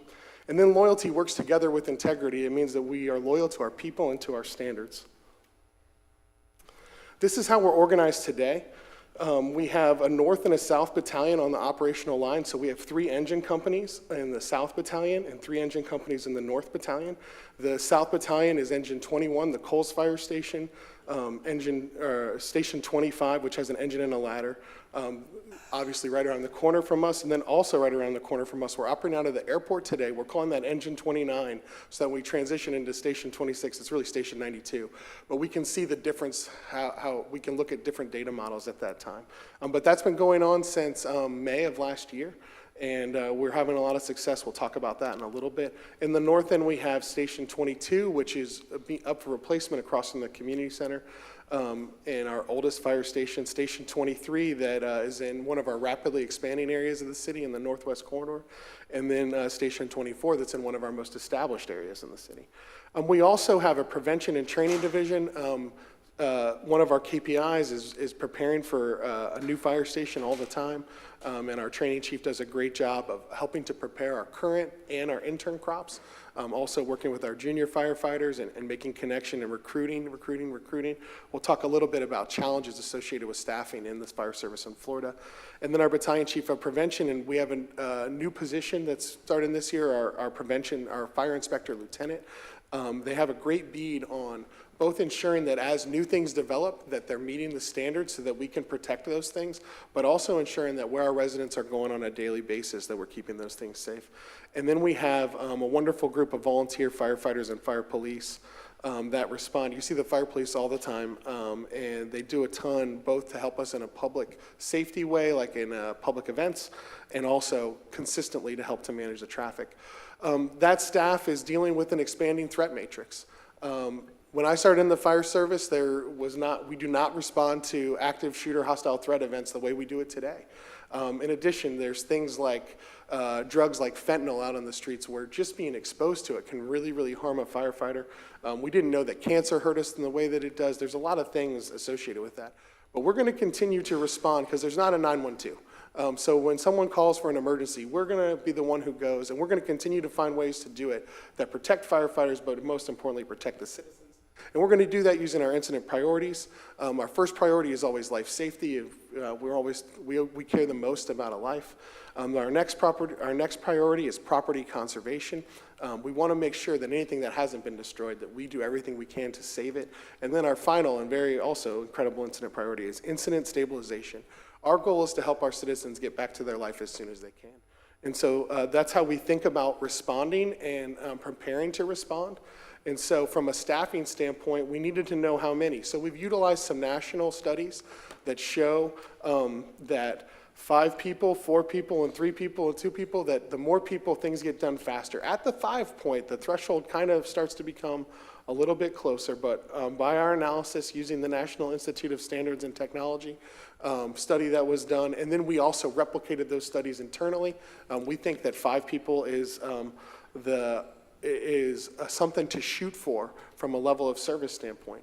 So today, where are people deployed? 5 of these stations exist, and then currently we're also operating out of the Airport Fire Station 92.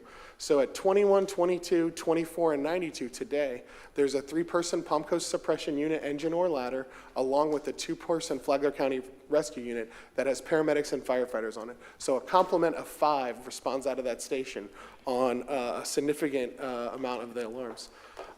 Something that Flagler County has in the works and will be accomplished in this current fiscal year is they're going to be adding capacity of a rescue 25 out of our fire station 25.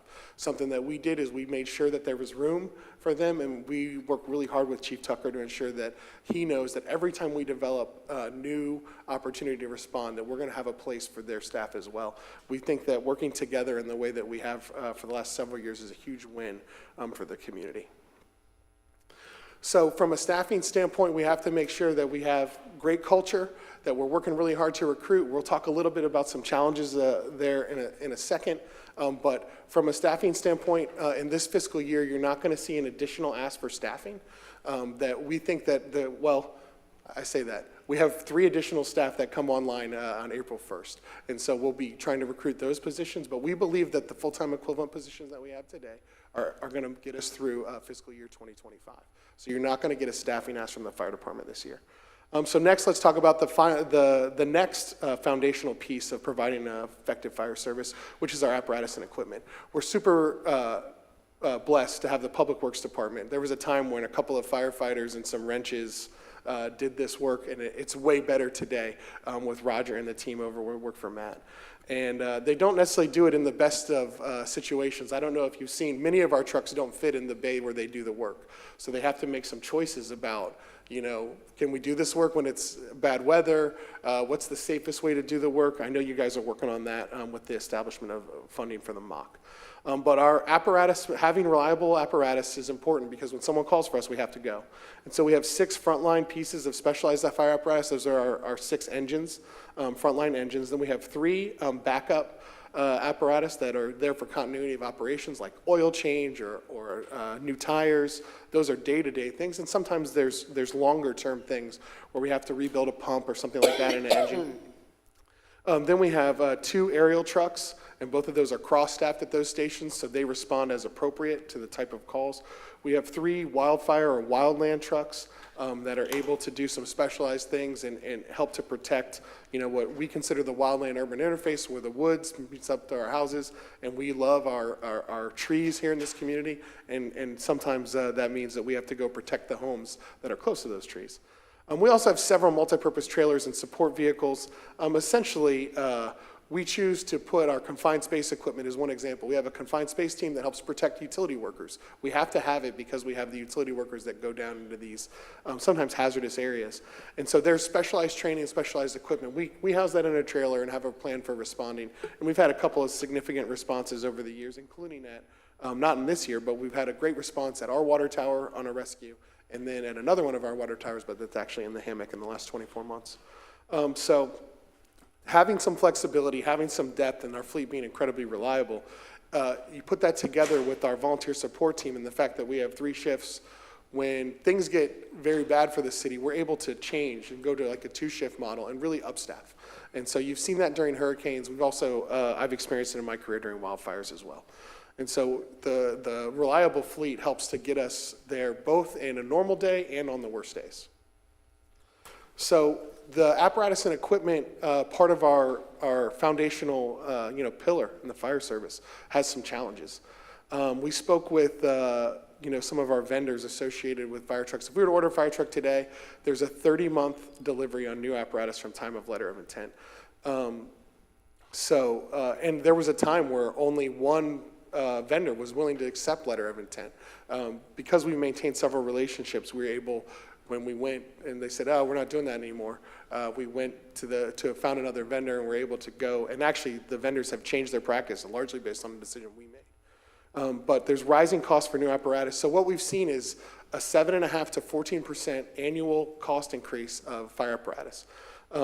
That is also together with the fact that the engine that is in probably the last 8 years worth of fire trucks that have come into this system, both city and county, and I don't think Flagler Beach has had a new one in that time, but the motor of those trucks is discontinued. That manufacturer said, we no longer want to participate in this market, and so now there's essentially one motor. That motor is $80,000 more than the motor we purchased. So to buy a new engine today, we have consistent year-over-year increases that are going with the fact that there's, not a lot of companies that do this kind of work in a quality way, so the demand is high. In addition to the fact that if we have to purchase it, we'd have to buy that new motor. So that's part of we'll talk about what our fleet asks are gonna be here in the future in just a second, but that's part of our thought on where we are at that. So we also have supply chain constraints and rising costs for parts of apparatus repair and maintenance. And it's hard to keep emergency vehicle technicians employed because it's sometimes difficult to compete in that market. When we train them, they're very marketable, right? So between that, trying to make sure that we can get the specific parts that we need, and then just seeing general cost increases to apparatus repair and maintenance. Again, Roger and the team really do a tremendous job of trying to stay on budget and ensuring that we're in the things that protect our city the best. And then we're well aware of the limitations associated with Station 22. Today, the truck that is the least reliable in our fleet operates out of there. It was also more expensive, and it's done some one-off things so that we could fit it in that space, and we just know that that's not a best practice. So to sum up kind of where we're going on apparatus and equipment, we just received 2 new fire engines. They were ordered in October of 2021. So it was March of 2024 when they were received. Something that is a huge win, though, from both our apparatus design team and our fleet team is that they are both in service today. They used to take us months to get them in service. We were consuming the 1-year warranty. Anything that happens in that first year that isn't negligence, the company fixes for us. So getting them out and running them hard in that first year is an important part of our strategy with our new engines. And so those are out. One is at Station 23, and one is at Station 92 right now. So then during the next fiscal year, we're changing from the fire fleet being lumped in with all the rest of the fleet, so our suppression fleet is what we're calling it, into a capital improvement plan model. We just saw a great capital improvement plan model where we kind of have a 5-year timeline, but we have a lot more flexibility. That was one of the advantages you spoke of, Mayor, associated with that. Because we see so many dynamic changes happening in this market, we think a better strategy than committing dollars to a specific price point on a specific type of equipment is to save dollars generally for what we think is the total in an annual way, and then have some flexibility to make some good decisions. We're also looking for opportunities where maybe we can do things slightly differently, improve service, maybe even spend a little less money. But in fiscal year 25, there's no new suppression apparatus. That's essentially an apparatus that costs more than $100,000. So the attack trucks, we might have some specialty equipment that's not engines, but engines and ladders, attacks, engines, and aerials are the 3 things that we're really talking about here. The wildfire and then the 2 big. So nothing in 2025. But in fiscal year 26, both Engine 22 and Tower 24 are scheduled for replacement. And if we were to do what we've been doing, we could expect to spend $750,000 on Engine 22 and $2 million, almost $2 million on Tower 24. what our plan is that you won't notice that from a budgetary standpoint that we're making big purchases because we've done a great job of smoothing our savings in a planning way. And we do that together, obviously, with the finance department and our fleet division. So that is the apparatus tier, the next steps for what we're seeing for apparatus. So then fire stations, some very exciting times for us in a fire station from that perspective. And we've done a pretty robust plan of station development methodology that establishes a framework. We don't want to say that for every 1,000 residents we need 2 firefighters, or while we're growing, we want to have some good data to help us. We've pretty well established that we're in the time business in emergency services. Both the fire propagation curve and the cardiac arrest survival rates graphics that you see say that fire gets a lot bigger until nothing survives, not the people or the property, and the sooner that we're able to initiate CPR, the better chance for a cardiac arrest, but that goes for a diabetic emergency, a seizure, all manner of emergency medical things that we respond to. We're in the time business in the fire station. So those are, so closeness is a consideration.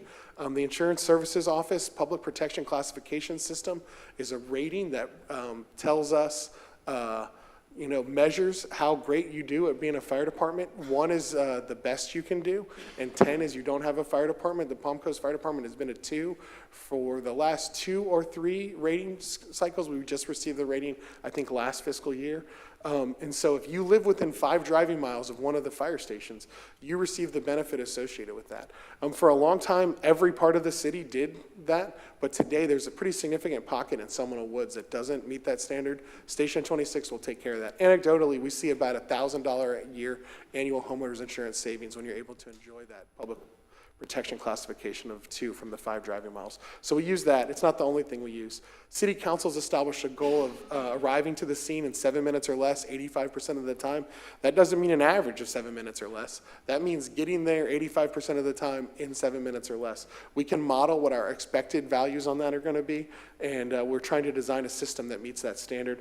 And then the National Fire Protection Association Standard 1710 for the organization and deployment of fire suppression operations, emergency medical operations, and special operations by career fire departments has a 4-minute first unit measurement and an 8-minute for the full complement measurement.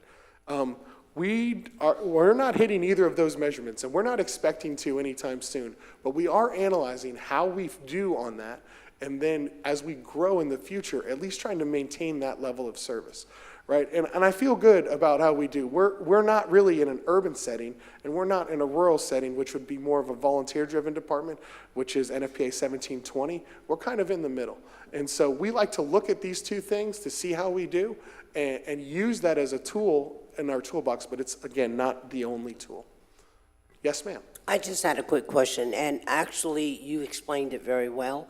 I had spoken to our Chief of Staff, Jason DiLorenzo, yesterday, and also our interim city managers, Lauren Johnston, regarding the ISO 5-mile driving miles, and I wasn't clear on what that meant.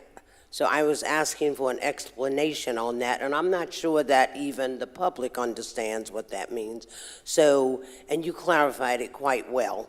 I don't know if you want to go back over it again just to make it a little bit clearer for the public. Well, And the other thing too is, I wasn't sure whether the insurance companies automatically allowed for this in their insurance rates, or is it something that the insured has to request? So it's always good to take your responsibility for yourself in a situation where you're going to pay the kind of money you'll pay for homeowners insurance. And so we work with the insurance agents all the time and the local insurance offices who occasionally they'll do a MapQuest, I guess, I don't know, or Google Maps, and they'll say, I don't think you're close enough. And we'll say, no, this one's closer, to ensure that residents, or sometimes residents, that's how we have the anecdotal data. We've had residents call us and say, hey, it says that I'm 6 miles from a fire station. And we say, they're looking at the wrong one. You're this close from that one. And then they call us back like, oh, you saved us $1,000. And so we really believe in that. Does every insurer in Florida use ISO as their determining factor? Absolutely not. But That's why it's important to ask. Yes, ma'am, but they do all use the principles associated with ISO. So it's distance from fire hydrants, distance from fire stations, capacity associated with our fire department. And also, we're in a place where homeowners insurance has certainly changed for our residents. So just, if you are going to insure a home in Florida, there might be 30 companies that would be willing to, this is not, I'm not making up the number 30, it's around 30 companies that might be willing to write insurance in Florida. And then they're going to start saying no to you for whatever reason. Maybe they don't like the kind of dog you have. Maybe, they don't like that, you have a trampoline. I don't know all of the reasons, but I do know that if you're not within 5 driving miles of a fire station, 30 goes to about 10. And so the more that you can have people participate in your market, the better opportunities you have for, maybe it's not price that's the driver for you. Maybe there's a specialized type of, you have a great shed that you want to protect. I don't know what the thing is that for you, but for us, one of the values we provide is opening up that insurance market. I really appreciate that information because in all the years that I've been driving, yesterday was the first time that I've ever heard that. Yes, So ma'am. thank you very much. Yes, ma'am. So this is where our fire stations are located at today, and what you're seeing overlaid is our predictive analysis of how far we'll get in the 7 minutes or less.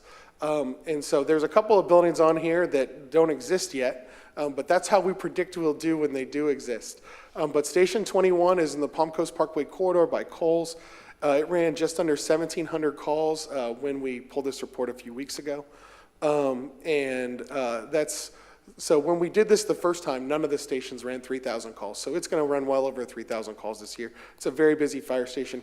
Rescue 21 that's at that location is by far the busiest rescue in the entire system. Station 22, where the community center is at 1,300 calls, a very significant amount. Stations 23 and 24 are going to run around 1,500 calls for the year. They're both right around 750. And Station 23 is the lowest. Also, we have a lot of growth in that area. We know it has capacity to absorb that growth. Station 25 is 1,700, just over 1,700 calls. It's the busiest station in the system.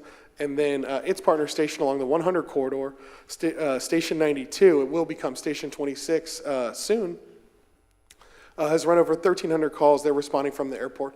We know that that's the wrong location. We'll see a little bit how that data works in a second. But for the fiscal year when I did this, it was 7,600 calls. But I went ahead and pulled the data this morning, and we're just under 8,000, 7,983 this morning was where we were at for call volume from a year. Now, I don't want to tell you that we're important because we're running a lot of calls. I think we should do some work to triage the calls better. We're working really hard on that in the fire department. Last calendar year, we ran just over 15,000 calls. And the last fiscal year, we ran 14,300 calls. So you can see that the reasons that our call volume's increasing is both we've taken on more territory. This is the first time that the Palm Coast Fire Department has been the first responding agency for the entire city. So that's a pretty great thing that we're really proud of. We also have experienced some growth. We were well aware of that. But additionally, our population is a population that needs our service. And so those are the ways we're thinking about it, and that's what we're seeing. So when we look at the actual growth that occurred in the city in 2023, that's the map that's to my left. I guess it's to everyone's left. The darker red areas is where actual growth occurred, and you can see the northwest corridor and then the 100 corridor and south of 100 is where the most actual growth occurred. And then to the right, these are growth potential. So this is, if you never voted yes on another thing, this is where people could build more stuff. They don't have to come ask you. They can go build it right now. And so you can see in the northwest corridor, it's not as, again, the darker red is the more intense opportunity. And again, south of 100 is where the most opportunity exists. And so we think it's really intelligent that we're moving into that neighborhood, and we're going to do some things to talk to that neighborhood and let them know we're coming, even though we're kind of already there today. But we know that we're not in the right spot. So hopefully next year I'll be able to show you that map that's a little bit better. But here's how we're looking at it now. We're looking at each month. This is actually a quarter view. If you do more than a quarter, Excel doesn't like it. But this is a quarter view of how often as a percentage we're meeting that 85% or more. And we look at each shift in each station because sometimes you have a behavior issue. We're lucky that we haven't seen that. But we have to keep checking, right? Trust but verify. And so when we look at it, every once in a while, one or two of the other stations fall, of the non-airport stations falls below that. And the airport station isn't always well below. In red means that we missed it by 10 points for that month. But when we did miss the goal by 10% or more, every time but once it was out of that airport station. And the only time it was at Station 23, where we've also started to grow further away. So we're really pleased with how we're doing, even though as a system, we're just below the goal at 82%. But we're going to continue to look at it in an intelligent way and try to make good choices about it. But that's where we are in this goal. From a fire station standpoint, that shows that where we have stations today is appropriate, and where we think we need stations is also appropriate. So design work is near completion for Station 22 and Station 26. Developmental design drawings came in, so we'll be going through that. I think Carl said we believe we're going to have the ability to really make the needed modifications to get us all the way home in April, and we're excited about bringing those kind of things back up to you. But certainly, managing the process of these stations is our biggest priority in the next fiscal year from a high-level administrative viewpoint. So in this fiscal year, we want to complete design and maybe begin construction, hopefully begin construction. But in fiscal year 25, we'll definitely construct and hopefully occupy these new stations. It's possible we'll occupy one in 25 and one in 26. But our community isn't done being our community. We as much as sometimes we want to, we haven't been able to like put an eggshell around it and only live inside of it. So the other part of our future plan for fire stations is in 26 and 27, and that data tool we talked about will be a huge part of evaluating our Palm Coast Fire Department performance trends to make sure that we're doing what we think we need to be doing to hit our mission. So we have 3 key performance indicators in the City Council goal of 85%. One is contained fires to the room of origin. Year to date, we're at about 80%. We continue to do really well with this goal. Our firefighters love this goal. They want to be known as an aggressive fire department that protects not just your life, but your property. And then our ROS goal is return of spontaneous circulation. That means that when we start CPR on someone, we get pulses back. We're just under our goal of 30%, which this is actually right at the international average where we are. We've been a little aggressive in starting CPR on some people that maybe we shouldn't have. I'd much rather us be that department, right? And so we're really, really pleased with the work of our team. Again, it's a way we can measure the success of our whole emergency medical initiative. From a succession plan and recruitment, we've had tremendous succession and recruitment successes in the year. We've hired 15 firefighters. We're unable to retain 2 of those firefighters, but that's the nature of when we have to transition to hiring in a traditional way, but we're back to hiring through our intern program. Our last 2 hires were intern program hirings. We're expecting to make an offer this week. I hope he's not watching this because he knows who he is for the intern program. And then we have 3 additional positions that are budgeted to begin April 1st that we believe we're going to be able to fill with the intern. But recruitment is a constant thing for our chief of training. It's not the NFL where you just say, hey, tryouts, and the very best show up. You have to recruit, you have to recruit, you have to recruit. It's just like college sports where you're getting inter-recruited. For a long time, we didn't lose anyone to another fire department. That's happened this year. And so we're going to continue to deal with that. The Florida Fire Chiefs Association, my good friend Carlos in St. Augustine was a big part of this, did a white paper on recruitment and retention issues in Florida in the fire service. Over the next 10 years, we're expected to need double the amount of firefighter paramedics that we would have trained in the last 10. So ensuring that we're doing the right thing and making strides to retain, and we think a lot of that has to do with who we are, but also with what our opportunity is. So we're continuing to work hard in that way, and we've had a successful year there. In large part to the successes associated with the culture our officers bring and our chief of training. And then we just missed our 7 minutes or less goal, but we know that fire station's in the wrong place. We think when it's in the right place, we'll be right back where we need to be there. And so our outlook for the rest of 2024 and fiscal year 25 is we're going to manage the construction of fire stations 22 and 26. It's my belief that we need to bring those projects in on time and on budget. And so that's what we're going to work hard to do. Carl's team with Eric and Mark are fantastic And internally, we have some great folks helping us as well. We don't have any fire suppression fleet replacements in fiscal year '25 coming before you, but in fiscal year '26, there's two big ones. Again, we believe we've got a plan so that the budget will be smooth and it won't be something that's noticeable from a budgetary standpoint, even though we're making incredibly large purchases. And then we're going to keep working to solidify staffing to ensure level of service. That means that we have to continually be training, offering classes, and then we also have to recruit. And when we're recruiting, we have to ensure that we're recruiting people who believe in the things we believe in. And then the final thing is we have to plan for our future service by having a plan to evaluate our level of service and ensuring that we're compliant with the direction that you guys have. And that completes our outlook. So, Chief, you harped on recruitment. I had the pleasure of watching your folks. Actually, they were young, hopefully soon-to-be or future firefighters, beating on the chests of innocent dummies out in the park here during the extravaganza, trying to bring those poor lifeless forms back to life. But the fact that you are out there in the community recruiting at that age is wonderful to see. I do like your eggshell analogy. That eggshell does have a tendency and is certainly, growing larger over time. But I think the presentation that you just gave, and this goes back to my earlier comment, that when we speak about concurrency, so what you all are doing is ensuring that we have all of the first responder public safety planning resources either in place or will be in place as they are needed in the future. So again, we don't have many people here in attendance today, but that is a question that we all hear from time to time. Are we going to be ready to save the lives of our friends and neighbors? And I think the answer is clearly yes, that you have those plans and initiatives and projects in place. So you certainly have the support of City Council in your presentation today. Please. Quick question. Yes, you mentioned about recruitment issues. What are some of the most significant recruitment issues that Florida faces, and why? Yeah, so there is essentially so Florida is growing as a state.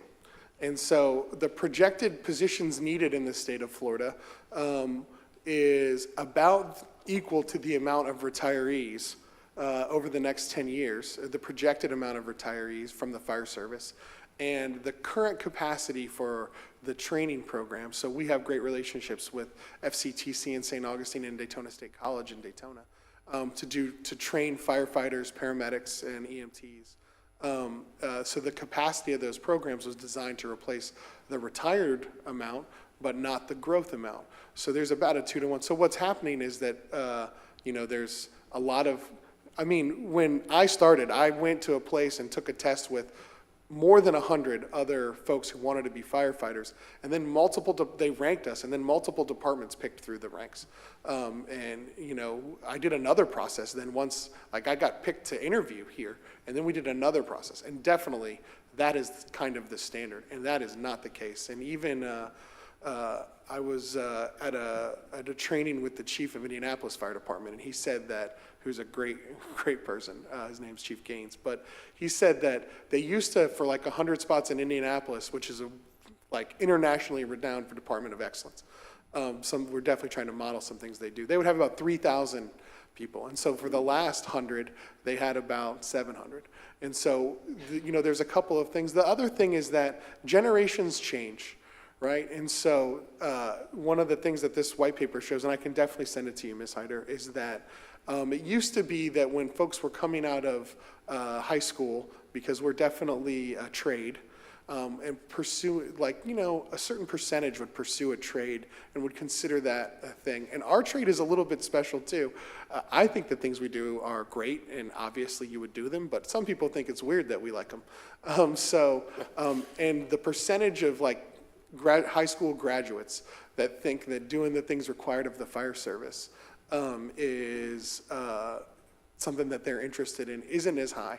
So making sure that we catch as many of those at the lowest levels as possible and making those investments and helping our folks to understand The goal isn't to recruit one-to-one. It's to recruit a lot for that. And if some start with us and go somewhere else, but they learned something while they were with us, we're making an impact in the fire service as well. So that's kind of some of the dynamic associated with that. And just one more question. Yes, ma'am. So in the recruitment process, what are the costs involved to bring on one new recruit? That's a great question. I don't have the exact costs today. But I do know that the cost to train a new recruit, which we sometimes do, and certainly we haven't hired a person who came in as a paramedic. I guess we did, out of the crop of 15 I told you, 2 were paramedics when they got here, and one of those didn't stay, right? So that cost is about $6,000 a person to do the paramedic training. And then it's also time, and then that person isn't available to cover extra shifts. I mean, it's a significant, it's essentially goes from our job being 24/48 is what our shift schedule for fireworks. It's a lot more like 36 while they're in paramedic school, and sometimes not that great. But I can get that number for you, Ms. Hyder, That'd about be what fine. our internal cost is associated with And thank you a for new the firefighter. presentation. Yes, Thank ma'am. you so much. And all I can say is that our fire department has done an amazing job, even for my own family personally. So I want to say thank you so much. I just want to add, Chief, thank you for the presentation. You and your organization are a must-have in my mind, and I fully support what you're doing and your department. Thank you so much. And if I may, I just also want to compliment you, Chief Berryhill. You are proof that succession planning works. I have seen tremendous improvements over the last 8 years as far as retention goes, overall morale, just the high level. You guys are impeccable, and you do a tremendous job. You're out in the community, and I couldn't be more proud of what you have accomplished inside of the fire department and what you surround yourself with excellence, and that's a true testament to leadership. And again, succession planning works, and I've seen another great leadership, a great leader in yourself, and I'm excited for our future, but I also know that the city's in safe hands, so thank you for all the hard work. Well, thank you for those kind words. I'll make sure our team hears that. Thanks. Thank you, Chief. Next up, Community Development, Mr. DiLorenzo and team.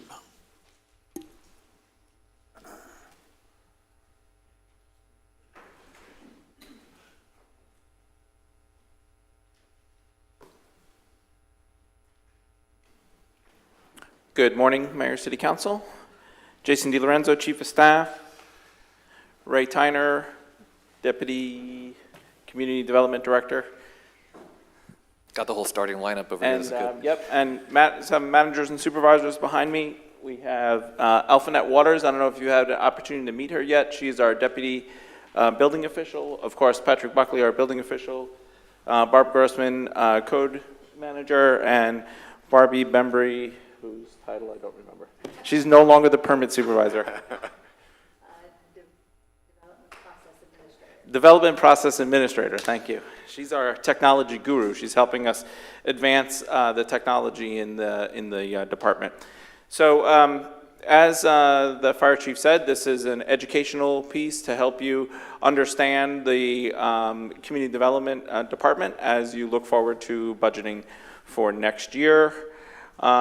So our vision, and this is part of our 5-year plan, our vision is to promote high-quality development and appearance through a business-friendly approach, and our mission is delivering exceptional service by making citizens our priority. And in community development, we have a few roles, right? We see citizens at our front counter every day, and we see developers and investors working through planning all the time as well. So we have kind of a dual role there that we manage.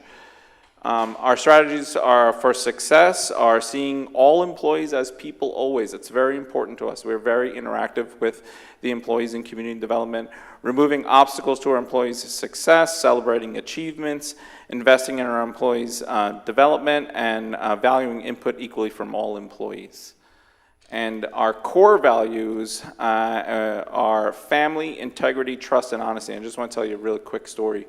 For approximately the last year or maybe even 18 months, a group from different divisions of community development have been providing lunch to each other. They have a calendar, and they either cook or order in lunch for a group of them, and they share their lunch time together, and they have a very good family group there that works together, and it's really wonderful to see the culture there.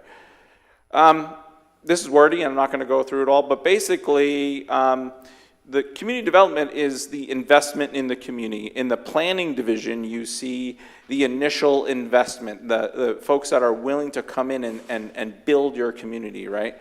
And then in the building division, you actually see the vertical investment, the construction of the buildings that are going to generate taxes and create jobs. And then in the code enforcement division, that's the maintenance of that investment, right? That's making sure that that investment stays like we like it, like Palm Coast. Org chart, fuzzy and hard to read. About 67 FTEs in total in the community development department. So we're going to start with the planning division.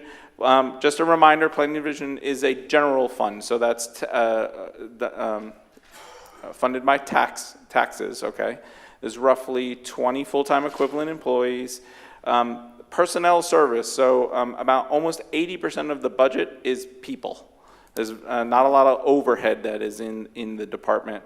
And some budgetary concerns that we have are second-party reviews by the state. By state law, we're required to have a separate survey company look at plats.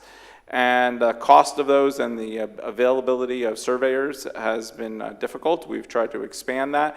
And in next month, we're going to bring a updated fee schedule to you for planning, which includes passing on some of these external costs to the developer itself. So you'll get more information about that at a future meeting. Some staffing matters in the planning division. We have an open position for a community development technician, and Bill Hoover is threatening to retire again. So let's put it like that.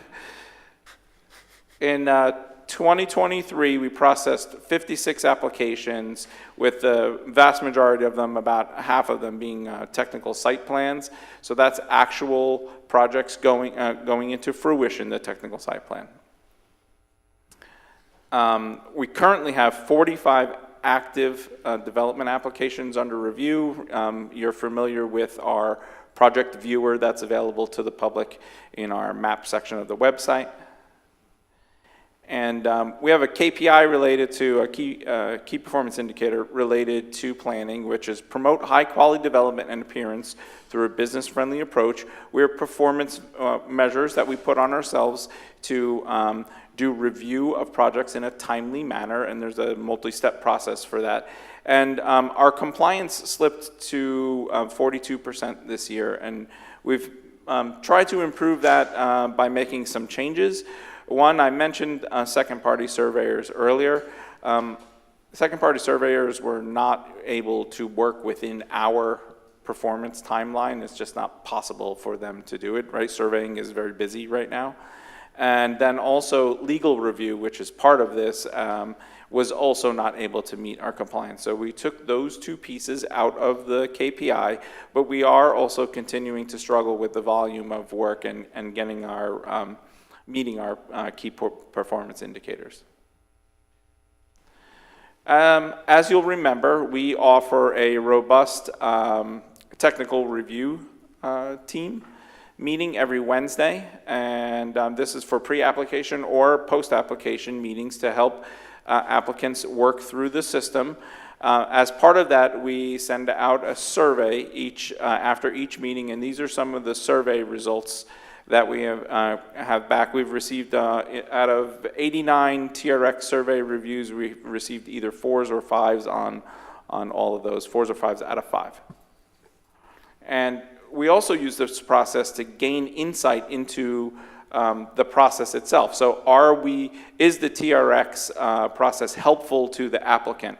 And here's some of the comments that we've received, and I'll just pick one out here. Great assistance from and help from staff, very effective meeting format. So we're always trying to improve this process. We've made changes to it over the years. We've had virtual. That's actually been, we've continued that on from the pandemic, which is very helpful because then consultants don't have to come here. It makes the meetings go a lot quicker. And so that it's still a very good process for helping folks get through planning. Another part of planning is site development permits. And as I mentioned, we had 23 permits issued for 2023, and 15 of those were commercial, and 8 were single-family subdivisions. The site development team performed 4,346 inspections. Site development primarily is the underground stuff. Well, underground and flat work, so roads, utilities, and those types of items that go in before vertical construction. Just a key project that's going on right now, I'm sure you've seen it on 100, is the Cancer Center on State Road 100, Advent's new Cancer Center. That's going to be 35,000 square feet, and it was approved on May the 2nd and is well underway now. Another thing that's hosted by planning is the comprehensive plan update, and you're very familiar with that, so I'm not going to go too far into it, other than... Make a note right here, if I may. The statistics that Jason just went through on the prior slides. So I think in the paper sometimes they do a by the numbers column. Those statistics are incredibly important and they are correct, but they have nothing to do with what I see or we see out there in social media and throughout the rumors and conversations. So I'd like you to make every effort, if City Council agrees, to republish those numbers and get the facts out there, not forgetting the fact that the number of single-family residential permits in the year 2023 were significantly less than the prior year, more than 22.5%. But just put the right numbers out there so people can at least have a conversation around factual information and not incorrect misinformation, if you would. Yes, Mayor, we'll do that. I think it's... You really want facts to get in the way of... I do. Of social media posts? I do want to get facts out there in the way. Excellent, I agree. Thank you. Okay. No, Sorry to interrupt. Yeah, no, sir. I think the key here is, right, we have 15 commercial projects going on, right? So a lot of permitting is cyclical, right? The houses come and then the commercial follows because you need the demographics, the people to support those commercial projects, right? So I think we're in a very healthy place that we have these commercial projects coming on at this time. And the point being, I want you to say that even louder because you just showed it, but Yep. I want people to, I want that to resonate. Yes, sir. The point of this slide is, because I know you're very familiar with the comprehensive plan update, is that next year, as we look towards the budget, we're going to have to budget for the implementing document of the comprehensive plan, which is the updating of the land development code.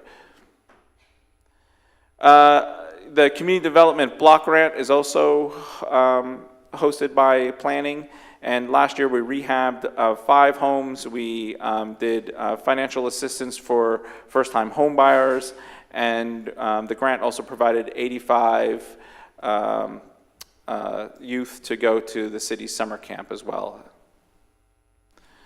The River to Sea activities, the staff liaison is in planning as well, and there's lots of work that goes into that, including the weekly updates and updating projects in the LRTP and so on. Long-range transportation plan, LRTP, long-range transportation plan. Moving on to the building division. Now, the building division is an enterprise funds, and it doesn't have any tax dollars at all. It's completely supported by permit fees. There are 25 FTEs, 68% approximately is personnel service, and future budget concerns including private providers. So as you know, the state has expanded private providers' ability to work in our communities, and they are taking some work away from us. But they also cause us some problems, so it's a concern. We aren't 100% fully staffed. We are continuing to train. And then, of course, there's always the statutory compliance related to building code. Some recent accomplishments, Ms. Waters is here as our new deputy chief. We continue to make technology enhancements on the consumer side, on the citizen side, and then we're trying to maintain our service levels as well. In the, this is all building permits, okay, so this isn't houses, this is all permits, all permit types, so roofs, mechanical equipment, everything. And you have a running chart there for a little bit of history. But in the last 12 months, we reviewed 18,199 permits. As far as single-family permits go, last 12 months, 1,740 single-family homes. As a comparison, you know, in 2003 and 4 and 5, we were at over 3,000 and 4,000 and maybe even 5,000 homes per year. So we are nowhere near the historical high of growth in this community.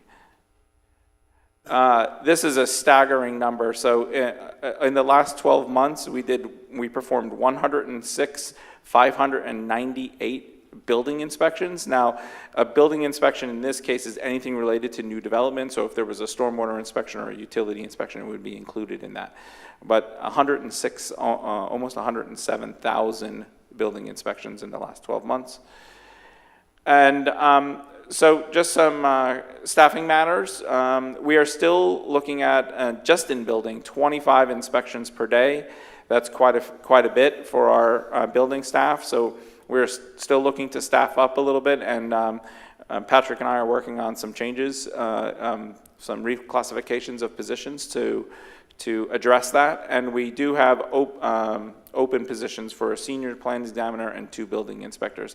And these positions are state licensed, so they're not that easy to find. And we have done a really great job. Patrick has done an excellent job of training from within, but that takes a really long time. And our KPI is related to training from within. This current 33%, last year when we gave this presentation, this was at 29%. This KPI is related to if everyone in the division had every license they are capable of holding, we would be at 100%. So we are currently at 33% of that and growing, and that's through the internship program that we offer internally and one that we've been able to work with the building officials, the BOAF, Building Official Association of Florida. As you know, we also have customer satisfaction surveys for permitting and inspection services, and we have 2 separate surveys. You'll remember one goes out at permit issue, the other one goes out at permit final, inspection final, whatever that term is for that type of permit. And at permit issue, we're currently a 4 out of 5 out of 5. And you know, we also use the survey to help improve ourselves, right? So we get positive comments and we also get some negative comments. If we get a score of 3 or below, an automatic email is sent to Barbie, and then she works with whatever division that was related to understand the comment. She reaches out back out to the survey producer and to see how could we been better, and then we work on process improvement from there if there's a possibility to improve. On the permit final, we are at 99%. We're essentially a 5 out of 5. So that's on our inspection services. And I have to point out this, we don't differentiate the building inspectors from the stormwater inspectors or the utility inspectors. This is everything that goes into, every inspection that goes into new construction. Again, we have some positive comments and negative comments, and we use those to improve our processes. Looking forward, the building division is working on its own 5-year strategic plan. They're interested in getting IAS accreditation and also having a fully developed staff related to that KPI. Moving into the code enforcement division. Code enforcement, you'll remember, is a general fund, so it's tax-funded division. Last year they had 8,600 calls for service. About 64% of the budget is personnel, and then we have costs related to animal control, the Humane Society, nuisance abatement, wildfire mitigation. Those are some other dollars that are in the budget, and you'll see that when the full budget presentation comes to you. Some concerns are seasonal weather. Seasonal weather, dry weather, we worry about fires. Wet weather, we worry about other problems.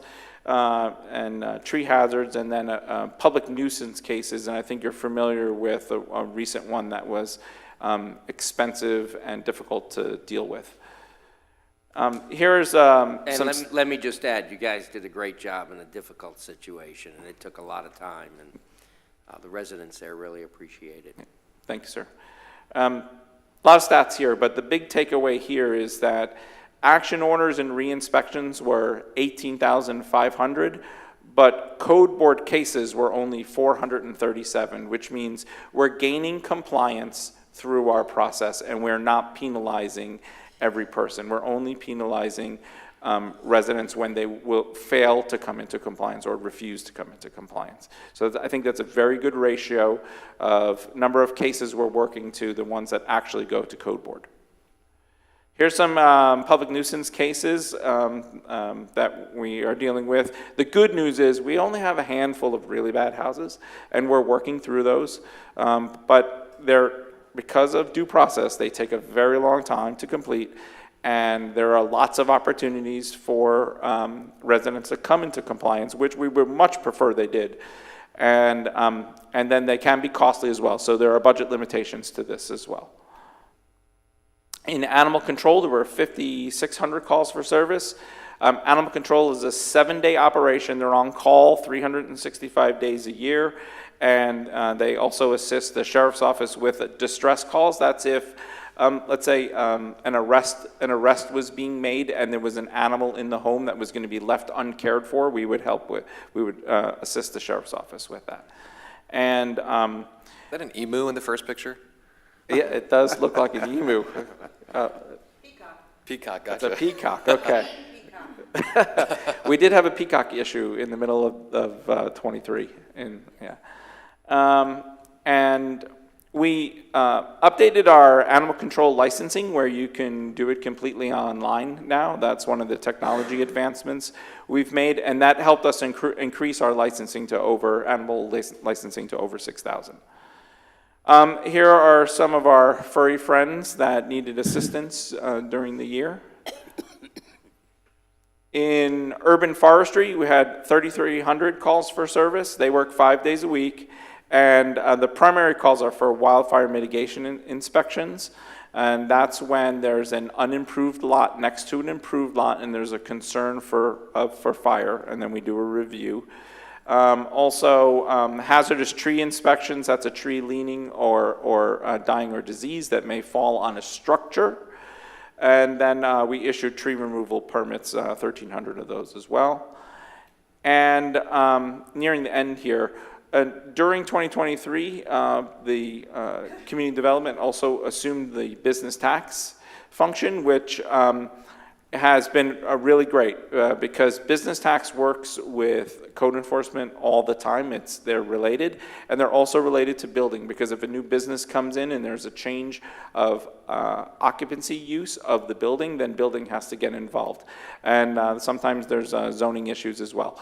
So having them co-located in community development has really worked well.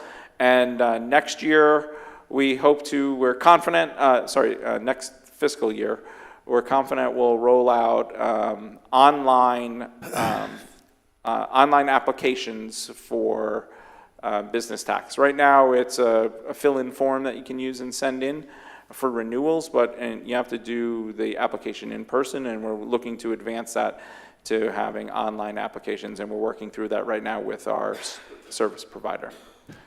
So as we look to the future for the Community Development Department, as you know, we're searching for a new director. We have a code enforcement, assistant code enforcement manager position in the 23-4 budget as well. We're going to need a new senior planner and a senior plans examiner in building. And that concludes the CDD update. Just one comment. I think it applies to all of you, but maybe most specifically to Barbara. So as we are having, new neighbors moving into the area, I would like to see you embed the I don't know if it's really a training function, but you have new folks coming in that aren't familiar with our codes and all of the things that you work so hard to follow up after, but getting people to understand them in advance might help get to the finish line more easily. I don't know what might be an appropriate way forward, or if that's something jointly with communications, but I think it's an important part of what you will be experiencing for the foreseeable future. It's not something that we could take for granted, that people move in and they hear from their neighbors and they understand, because Barbara, you got to be pulling your hair out when you have to retrain, reteach, all of these things that really are the definition of our quality of life here in Palm Coast. So I just like you to, be focused on that as you can in the program going forward. Yes, sir. Thank you for that. Last year, communications helped us update our, we call it the one-pager. It's like our top 10 items that goes into every new utility bill. So when you have a new customer, you receive it electronically in your utility bill. But yes, we're discussing a more robust community outreach to try to get more compliance rather than us have to initiate compliance, or your neighbor. Thank you. Vice Mayor, any comment? No other comments. Thank you. Councilwoman Hyder? Yeah, actually, Jason, thank you so much for that presentation. Very well done. One thing I'd like to add to that, and I think the mayor has already really addressed that, the importance of communication to our community, to our residents, and also educating them on all the different things that are entailed in our community, such as the code enforcement laws and everything else that goes on. I also feel that the town halls that are being done, where we're able to speak directly to the community and let them not only know about city council, but who we are as individuals that serve them in this community, I think that's very important. I think it's really going to be a great thing for the community, and also for us as council members. And Vice Mayor Danko, I heard you had an excellent town hall last week, so thank you for that. I wish I could have been there, and sorry that I missed it, but thank you very much. Yeah, and I want to thank Jason, and I want to thank Lauren, and I want to thank Brittany for being there and helping set that up. We had a full house, and it was a great experience. There was a lot of great questions, and everyone got lunch. I think it'll make a big difference in our community. Yeah, it did. It was a good experience. So I wish, for those of you who haven't done it yet, I have mine coming up on April 19th. Great, terrific. Councilman? Yep, I would just say thank you for the presentation, but again, you guys are so integral from the application process all the way to the end, the final product, and it's on your shoulders to kind of keep Palm Coast, and you do a tremendous job with that. So I just know that the quality of life in Palm Coast is a testament to your hard work, and I just want to say thank you for everything that you guys do. Thanks, sir. Good. Thank you all. Thank you. With that, we'll move to the final public participation for today's special workshop budget meeting. Are there any members of the public that would like to address me or City Council at this time? Please come forward. Seeing no one come forward, I'll close public comment. I do have one council member comment. I have, as I spoke at the last meeting, had 2 telephone meetings with the League of Cities. I have a 3rd in-person meeting coming up in advance of our next business meeting. So I will offer a full report on what they have shared and offered up at the business meeting, which is scheduled for a week from today. Okay, so with that, council members, final comments today? When is your town hall meeting? Okay, I'd just like to, Your town hall meeting, I'm giving you a chance to promote it. When is it? Yeah. Perfect, thank you. Okay, I'd like to invite everyone to our Creative Day of Wellness, which is going to be at 2K Ranch in Bunnell, 6067 Tangerine Avenue. This is going to be an amazing day for the community. We'll be supporting our veterans, first responders, Gold Star military families, and also local community. At this event, we will have island doctors there who will be doing presentations on yoga, Tai Chi, anything that has to do with health and wellness. And we will also have someone there speaking on diabetes, nutrition, diet, wellness, maintenance, also sexual trauma, suicide prevention, and so much more. We'll have a kids' play yard. There are 25 horses or more at this ranch, 2K Ranch, so just come on out and have a good time, bring the family, and you won't regret it. Thank you. Thank you, Councilwoman. Anyone else now? If not, then I will, any final comments for today? No, Mayor. Very good, then I would then ask for a motion to adjourn. I'll make that I have a motion. motion from the Vice Mayor, a second from Councilman Glufus. So we are adjourned. Thank you all.